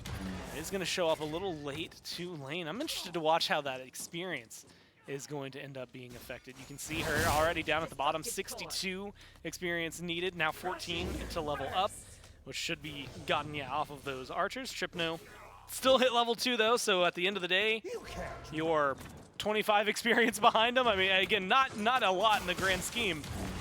I just don't know if it ended up awarding them as much as they wanted to, considering how much they missed. Yeah, I'm looking at Shadow Dragon's positioning here, trying to gank solo lane. I think a pretty smart option, because when you look at duo, not too much kill potential just yet. I think Nox comes online a little bit later.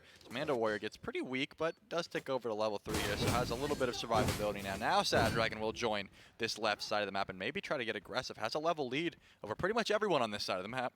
Yeah, I can try to find, a good blink forward. Doesn't have the taunt yet, which is where I think we get to see Erlong really start to drive things home. And I guess we'll get to see whether or not that is going to be the truth, because level 3, so far pretty quiet. That knock up, while it's still there, you got to use it while you can and try to figure out where you're going to continue getting aggressive. It will be kind of hell for hell if you are able to knock her up, but That doesn't seem like Sops is getting too aggressive. The way that things have been going over there, specifically for Mando Warrior, maybe not where you're going to feel very confident if you're Jingu Bang. And so, you know, the Weaver's not off to as clean a start. Luckily, they scale like crazy in this game.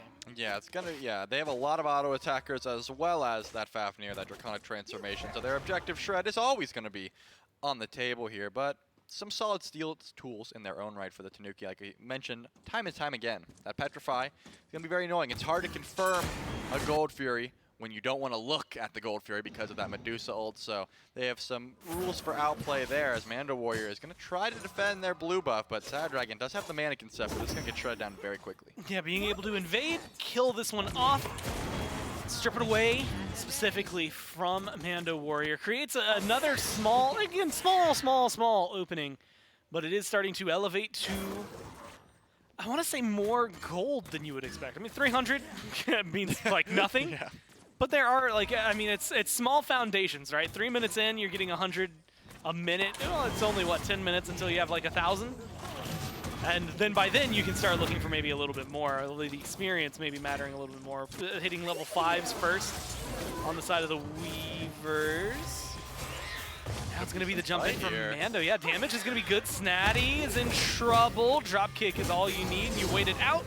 But the dash is going to be a little bit better. Winds of Shamash not slow enough, not enough damage, and Snatty avoids being first blooded. Yeah, I really thought Jingu Ben was going to try to kick a minion over there, but didn't want to dive that far, as we're seeing a little bit more damage come out from this dual lane. Neither lane has ticked over to 5 yet, but Sada Dragon joined the fight over here in solo. Now they're going to get, wow, oh my god, get aggressive, and maybe not is the term. Mando Warrior just killed off. Sun's dropped in dual lane, body blocks onto Monster Bomber. Chinfu and Dashboard, though, just seem to be on different pages, one looking one way, one looking the other. And they're not able to find a kill out of the entire thing. They lose first blood, nothing to show in return. Jingu Bang, not a lot of mana here. Without a dragon in this position, you can maybe continue getting aggressive. And man, did Mando get deleted. Oh yeah, there was a lot of Mercenaries. Chinfu again misses the ricochet. That's 2 possible drop kills there, but Monster Bomber had the beads on that one, so Chinfu probably pretty happy at least getting the beads. You have both beads right now in that dual lane, so if you do want to try to look for some pressure, it's certainly possible, but along the tower line is pretty much where both of them are sitting right now. Support and ADC of the Tanuki not really wanting to push out here. The Nox clear doesn't come online just yet, but Mando Warrior just jumped and Sada Dragon's still over here. This could be, again, a big opening taunt. Not available just yet, still on cooldown. They're getting aggressive anyway. Blue buff is there. Sada Dragon's going to go for it. Going to be met in the jungle. There's the leap forward from Bastet. And then a slow. Sops is rotating as well. I don't know if they want to fight this, though, Trelly. Tanuki, yeah, just a little too strong, even in a 2v3. That's going to be where they call it.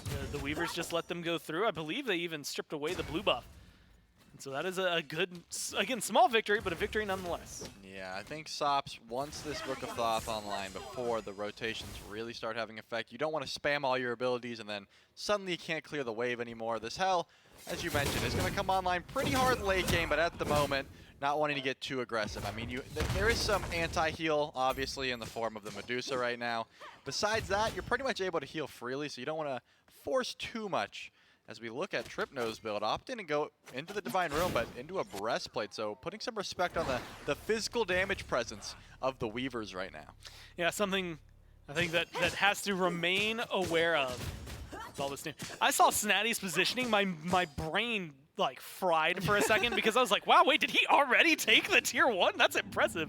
Like my brain forgot that proxying is a thing people can do. We haven't seen too much proxying this set, so it makes sense there. Especially, like, I feel like even in Season 9, there's just not been as much, and maybe, I guess it shows up in solo lane the most, but it doesn't happen too often just because of the danger of getting that deep. Especially up against the Gilgamesh. I mean, you get caught out there, you get drop kicked into a tier 2 5 minutes in, you're dead. Although it avoids that, so we're not even in that conversation. Amaterasu manages to back away. And again, the farm still slowly but surely favoring out the Tanuki. We'll see if that continues in the duo lane. Good ricochet, good shots. And Hydrogen takes a lot, but there's going to be the ultimate return, Petrify, and the dash to get the slither away. But Hydrogen isn't going to live through that one. Sada Dragon kicked up against the wall and now clicked down into 0 HP. 2 kills for a gank. The Weavers come up 2-0. And they might look for a little more. Yeah, that was a solid gank opportunity as Monster Bone was sitting underneath the tower right now. Not too much mana on the side of the Weaver, so the purple buff is going to be looked at. I will do a quest check here as Jingu Bang opted to get my least favorite item for Gilgamesh's quest, the tier 1 mask. You get 100 health and 100 mana. That's about it. You don't even really want to sell it at that point because it's not worth too much. So I always like to just draw into these quest checks, seeing, you know, how much can you use that right now? Not too much. It's not terrible, I suppose, but really nothing's useless. I would say the mask is the worst one that you can get him, in my opinion. It's like like you've done a side quest, you get an item, but like you're like a couple levels too high for it to really matter on your character already. So you're just like, well, I mean, like, eventually I'll sell it. And like you said, it's not even worth that much. You're just like, is it even worth stopping by?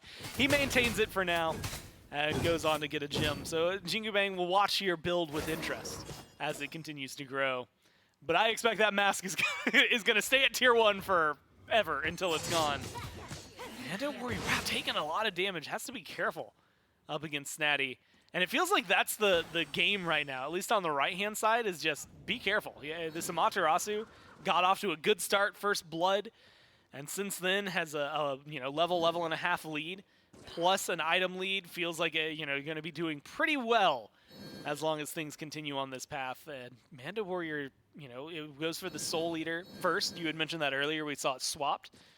But it's still going to be a little bit of a bully on the side of Amaterasu. Yeah, just not really playing to your strengths. Manda Warrior not wanting to take any sort of jungle fights. Fight in the wave when you can just hit every minion with your Razor Whip and just full heal at that point. But trying to trade in the jungle with an Amaterasu that already has the Berserker Shield, now has finished a full Frostbound Hammer, so you definitely don't want to try to box that. I would say not the smartest play there. Just try to clear up the wave and fight around there, but we are seeing a little bit of aggression, not at the Gold Fury, near the Gold Fury. Yeah, but got Hell Heals. Yeah, I was going to say, I expected more. And Vamana's, I was ready to like jump in there. The fight's going to happen. Someone's going to die. And Jingu Bang just walks away, as it turns out. Hell Heals, I mean, again, we mentioned them earlier. They aren't really, potent early on in the game, but you can feel them coming in. Book of Thoth was the option, now going for what probably will be a Breastplate of Valor. So mana into cooldown, it feels pretty good for Sops. If I see the Book of the Dead, I'll be happy, man. I saw the tier 1, and I was like, could we see the resurgence of the Book of the Dead build? Obviously, right now, you got 1/3 of it. I mean, 2/3 of it, unless you don't build the Breastplate of Valor. But it seems like Breastplate of Valor is going to be the option in that slot for Sops. Wanting the CDR on Hell, as you mentioned, the mana, never a bad thing. And it's going to synergize well with the Book of Thoth passive, so I think that's going to be pretty solid. And if you upgrade Sands of Time, it's going to synergize even more well with the passive. So a lot of power being built there for Sops, despite looking like just a tanky sort of build there. It really just depends if you want that large shield, which we haven't seen in the meta in quite some time. I'm trying to figure, I guess the best combo is like this build, but with Kukulkan as well, where you get like, so not only are you getting the Thoth passive, you're getting your own passive. And then, it all just spirals out of control. Unfortunately, still susceptible to ganks, so maybe not something that you'll get away with too often. Maybe we'll see it. Big Man Tings was playing it a few times last year, despite being on ping. So we'll maybe get to see it sometime this year in the SPL. Right now in the SEC, again, 2-1 are the kills. 1-1 is the set in game number 3, 10.5 minutes into this. A little over, 1,500 gold, 1,600 gold. That's going to be favoring the Tanuki as of right now. Not a lot that they can write home about. Nothing that is massive in their favor. And with the relics, I mean, 4 pairs of beads, all off cooldown on both sides. So it really is just going to be who can get aggressive a little more successfully. Gold Fury sitting around in the pit over on the left-hand side. And it's worth mentioning only because there's a lot of presence on the left-hand side of the map. Shinfu maybe having to play this one carefully. Sada Dragon gets spotted in the jungle. Yeah, we mentioned how much objective shred the Weavers have with this Fafnir, with the fact that they have a lot of auto attackers in the form of Gilgamesh and Ho Yi, and even Bastet can get the buff as well, but we haven't really seen this Draconic transformation. No sort of objective pulls just yet. They have the ability to do it. They have the Frenzy available, but not wanting to make that pull just yet. As we mentioned, the Tanuki, despite having a down 1 kill, they are up in gold at the very moment, so the pressure still on their side. We are seeing possibly a little invade action here. I think Dashboard more so, just looking for some poke, maybe a relic or two if possible, but Just back to the farm game, really. I really think they have the opportunity to pull this if they want to, but the confirm is what you're worried about right now. And Sops has a fair bit, but did opt to go into that breastplate instead of more damage. And Jingu Bang stole the mask. I knew he was going to do it. I was going to say, it's time for the quest check-in. The mask is gone. The Erendite is there. Erendite feels pretty good for the Gilgamesh, though. So maybe not exactly the worst-case scenario. You ult, and then you get to chase someone down a little bit quicker overall. And, I mean, having that, first off, a giant reveal, that's going to be perfect for you. With 30% movement speed to chase someone down, plus you do just kind of get to beat them up a little bit more. That feels pretty good over there. Toxic Blade is picked up in that, I guess, similar spot for Sada Dragon. And again, makes sense. You got the Divine Ruin, you've got a Brawlers, you've got a Toxic Blade. You're going in on the anti-heal right now to try and slow down what Sops is going to be able to do. Yeah, you want to make sure this hell's healing. Like last game, for example, the Zeus damage, that was the big highlighted point. Right now, it's Sops' healing on this hell pack. You have 30% CDR already with Breastplate and Sands of Time. You have, despite what looks like a pretty tanky build, you have a fair bit of damage built in as well. So if you are just constantly resetting and healing up, it's going to get very annoying to deal with. You really want to take these long, prolonged fights if you're the Weavers because you have that amount of sustain. And yet still barely out healing a Nox. Sops, what you doing, man? No, it's just too early in the game. Not a lot of combat healing that's been going through. Transformation from Dashboard.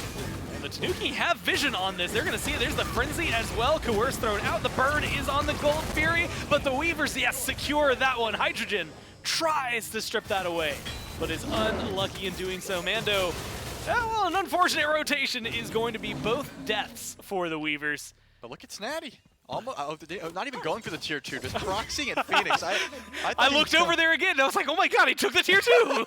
That's what I thought he was going for. That's why I said, look, when he just dashed through, said, I'm going to the Phoenix, but Sops is taking a lot of damage. Yeah, that breastplate can only save you so much. Tripno gets the kill, and it doesn't have any magic prots there. Hydrogen does go down. So what, a 1-for-2 trade plus the Fury? The scales on this one are all out of whack. And it's going to get thrown even more out of whack here. Tier 2, despite the proxy, is going to go down on the right. Snatty staying for it. Going to take a little bit of time, but still gets the tower. Maintains a gold lead despite losing that Gold Fury, and so now it looks even better for the Tanuki. Yeah, and I'm looking at Sops' build. Ooh, 5,000 XP right now, so in the lead. But looking at Sops' build, God, he's getting closer. He's getting closer. He almost has the Book of the Dead. It could be a Soul Reaver, but I'm telling you, I really want to see. I like covering your bases, though. Like, all right, so this is like textbook Book of the Dead build. But it could be a Soul Reaver. We never know. He might just throw us for a loop. I just want to see the Book of the Dead build, man. You got to see it to make sure it's in there before we fully commit to it. It's a fun build, although it got really big last year, and then disappeared. Yeah, people just complained about it so much that they had to remove it. I don't think it was that good. You just had to make sure, like, hey, the Book of the Dead shield's down. Now we go in. It's just it's just another relic, you know? Like it was a big shield though. it was pretty big, I suppose. I think I can't remember what it got changed down to. I guess we'll see in a second when he builds that item. Hydrogen. He'll be able to pay a lot of attention to it because he's spending 40 seconds in the penalty box. He has nothing to offer to this. Grayscale for him. Sada Dragon kicked against the wall. Jingu Bang. And a very interesting path right now. 3 people of the Tanuki looking at him, taunted back in, and the jungler goes down. 4 kills to 4, as they now get to spend their time contemplating what they're going to build. There's no Gold Fury over here. Snatty rotated over just for that kill. I mean, at this point, Snatty's like, I got the tower in right. What do I do over there anymore? I proxied Phoenix. I can't even invade the back camps. They're already gone. So what? I'm just going to come over here, try to find someone. They find Jingu Bang. Now the Tanuki, they could look at this Pyromancer, they could look at this mid tower, and that seems to be the option at the moment. You know what? They get it. So the option, well, it ends up proving fruitful for them. Now 5 members over on right. Nope, 4 members. And the jungle, Hydrogen kind of meandering back to lane. They get the tier 1 in mid. Looks like it's going to get traded out for the tier 1 over there in left. But they get the Pyromancer as well. So the Tanuki, again, still feeling confident in this gold lead. 3,700, give or take, depending on the waves. And that is making them feel pretty confident in their capabilities to just wander the map and look for team fights. Yeah, I'm surprised. Sops, bottom of the damage charts here, doing even less than the full tank Nox. We haven't seen too many of these Nox combos even connected at this point, so just putting into perspective how much Sops is focusing on, I guess, healing more so than damage, but even survivability overall, just trying to live here. Only one death, but we saw the dive underneath the tower. I think this hell pick sort of just carries itself late game. Just Yes. the prospect of, hey, we got poked out, but we don't have to leave is always going to be a benefit, even if you're not, you know, doing the most damage in a fight. If you can just make sure that your carries are healed up and they're able to do the damage, it's going to be a pretty good spot. But look at Mando Warrior, level 60 in this lane against a level 19 Ama, just trying to get the little pickings, any sort of farm he can find. Oh, the Book of the Dead does get picked up. Let's So there it go. is. It is your book build, and it's 25%. That's the number that it ended up falling down to of your maximum health that you get as a shield. Yeah, you can see there. Last 6 seconds can only occur once every 90 seconds. But realistically, even ignoring the shield that you get from the passive, which is good, you get CCR and you get more health and mana and power, things like that. So I think it feels good to slot into this build, and in combination with the other items, as you had highlighted, it just synergizes well. We'll see and watch. 1800 is the start of this one so far for the Hell. The healing is going to need to be there for the team as well. Damage not really connecting. They do get a little bit out of there. They're going to heal up, presumably Jingu Bang and Dashboard, and fall back. But, you know, little skirmish like that, and you only get 600 damage out of Sops here. Yeah. So we're expecting maybe a little more in the next fight. Yeah, I will say, I saw his one hit for like 260 on a Sada Dragon, who has only Cloak for magic defense, so not the best build at the moment for doing damage. It's more for survivability. We're looking at this Oni Fury spawn in, and all Tanuki are here ready to pull. Well, watch if they decide to go for it. They're going to pull it. Dashboard's here. They've got everybody. Jingu Bang going around the back, but it's going to be the engage for Snatty and crew as they chase down Shinfu. It's split fight. Mando is the first one who ends up falling down. Jingu Bang isolated, and that up-down isn't going to get you very far. Hydrogen stun. Sops is looking for the kill and is able to find it. The damage is good, and Sada Dragon's low. They just have to thread the needle, but they're not going to be able to chase the jungler down. Shinfu trying to create some space and stay alive. The Suns get dropped, and Dashboard runs through them. Good stun creates a little bit more between the two teams. Sops is taking a lot of damage. There's that shield, there's that heal. It's trying to do whatever it can, but the damage isn't enough and the healing isn't good enough either. That is a 3-man swing for just Hydrogen. They're looking to make it 4. Dashboard, yeah, nowhere to go on that one. Clean kills for the Tanuki. Yeah, the Book of the Dead shield, it wasn't as big as I thought. It wasn't as big as I remember. I'm not hyping up this build anymore. I don't think he's doing enough damage. Yeah, I got nerfed hard. Yeah, and the survivability just isn't enough either. So, you know, I may have been a big proponent of pushing for this build. You can take my name off that now. I'm not going to be, you know, speaking its praises too much. Friendship with Book of the Dead ended. I don't know who my new best friend is, but it's not Book of the Dead at the moment. I'm Flatpin's best friend now. Yeah, Sops did, you know, a fair bit of healing and damage, but just was not able to live that one. So unfortunate the shield is not coming in clutch. And I think the big issue is if you look over at Tripno's build, Obsidian Shard is built, Soul Reaver is built, these big damage items that are going to help you in these team fights. Unfortunately, Sops has to put those items by the wayside and try to get these survivability items, and that's sort of why we're seeing these fights go as they are. I'm not putting it all on the Hell shoulders, of course. Snatty was doing a lot of damage there, and it was just, you know, the picks came through. The Weaver's whole fight was not the best, but just the survivability of Hell is not enough at the moment. Yeah, realistically, and you know, I feel bad throwing them under the bus, but this Bastet has literally done nothing but died all game. And it might end up continuing that pace. Tanuki get the FG, and Mando Warriors, the first one caught out. 0-4-0 right now for the Bastet. Has not been able to make the splash, I think, that they wanted when they locked it in. And now with the FG on the other side, so close to a steal. But the Tanuki now with 5 strong, plus this gold lead, already having done a lot of work on the towers. Trelly, it's starting to smell like a phoenix for the Tanuki. Yeah, I'm looking at Monster Bomber right now. Has the Chronos pendant, so every single time that Shadow Lock is up, just locking down Jingu Bang, trying to get, you know, a relic of sorts, just being so annoying. Here comes another one, and just following the jungle. And now that mid Phoenix is getting poked out as Dashboard goes into the Dragon. Yeah, I'm not sure this is where you want to be. Monster Bomber does run deep though. Good stuns, good CC. Monster Bomber takes maybe a little more damage than anticipated throughout all of that. Minion wave going to catch up here for the Tanuki, and they're going to go one more time to the mid Phoenix. It's at 2/3 health. There's going to be a frenzy popped on the opposite side. The Weavers trying to do their best to defend it, and the best is good enough. The Phoenix still alive for now. But you have these Tiamat minions that are starting to march forward alongside the rest of the team. The Oni Fire waving Giant right. sustain, it feels good. Yeah, there's an Oni wave and right that Jingu Bang does have to go defend here. You have the Hell Heals in mid as well, but once again, the mid Phoenix is under siege. And now they're getting aggressive. Sada Dragon's low. That heal from the ult is going to pay off a lot there. The Fire Giant doing its work as well. Mando is gone. Jingu Bang gone.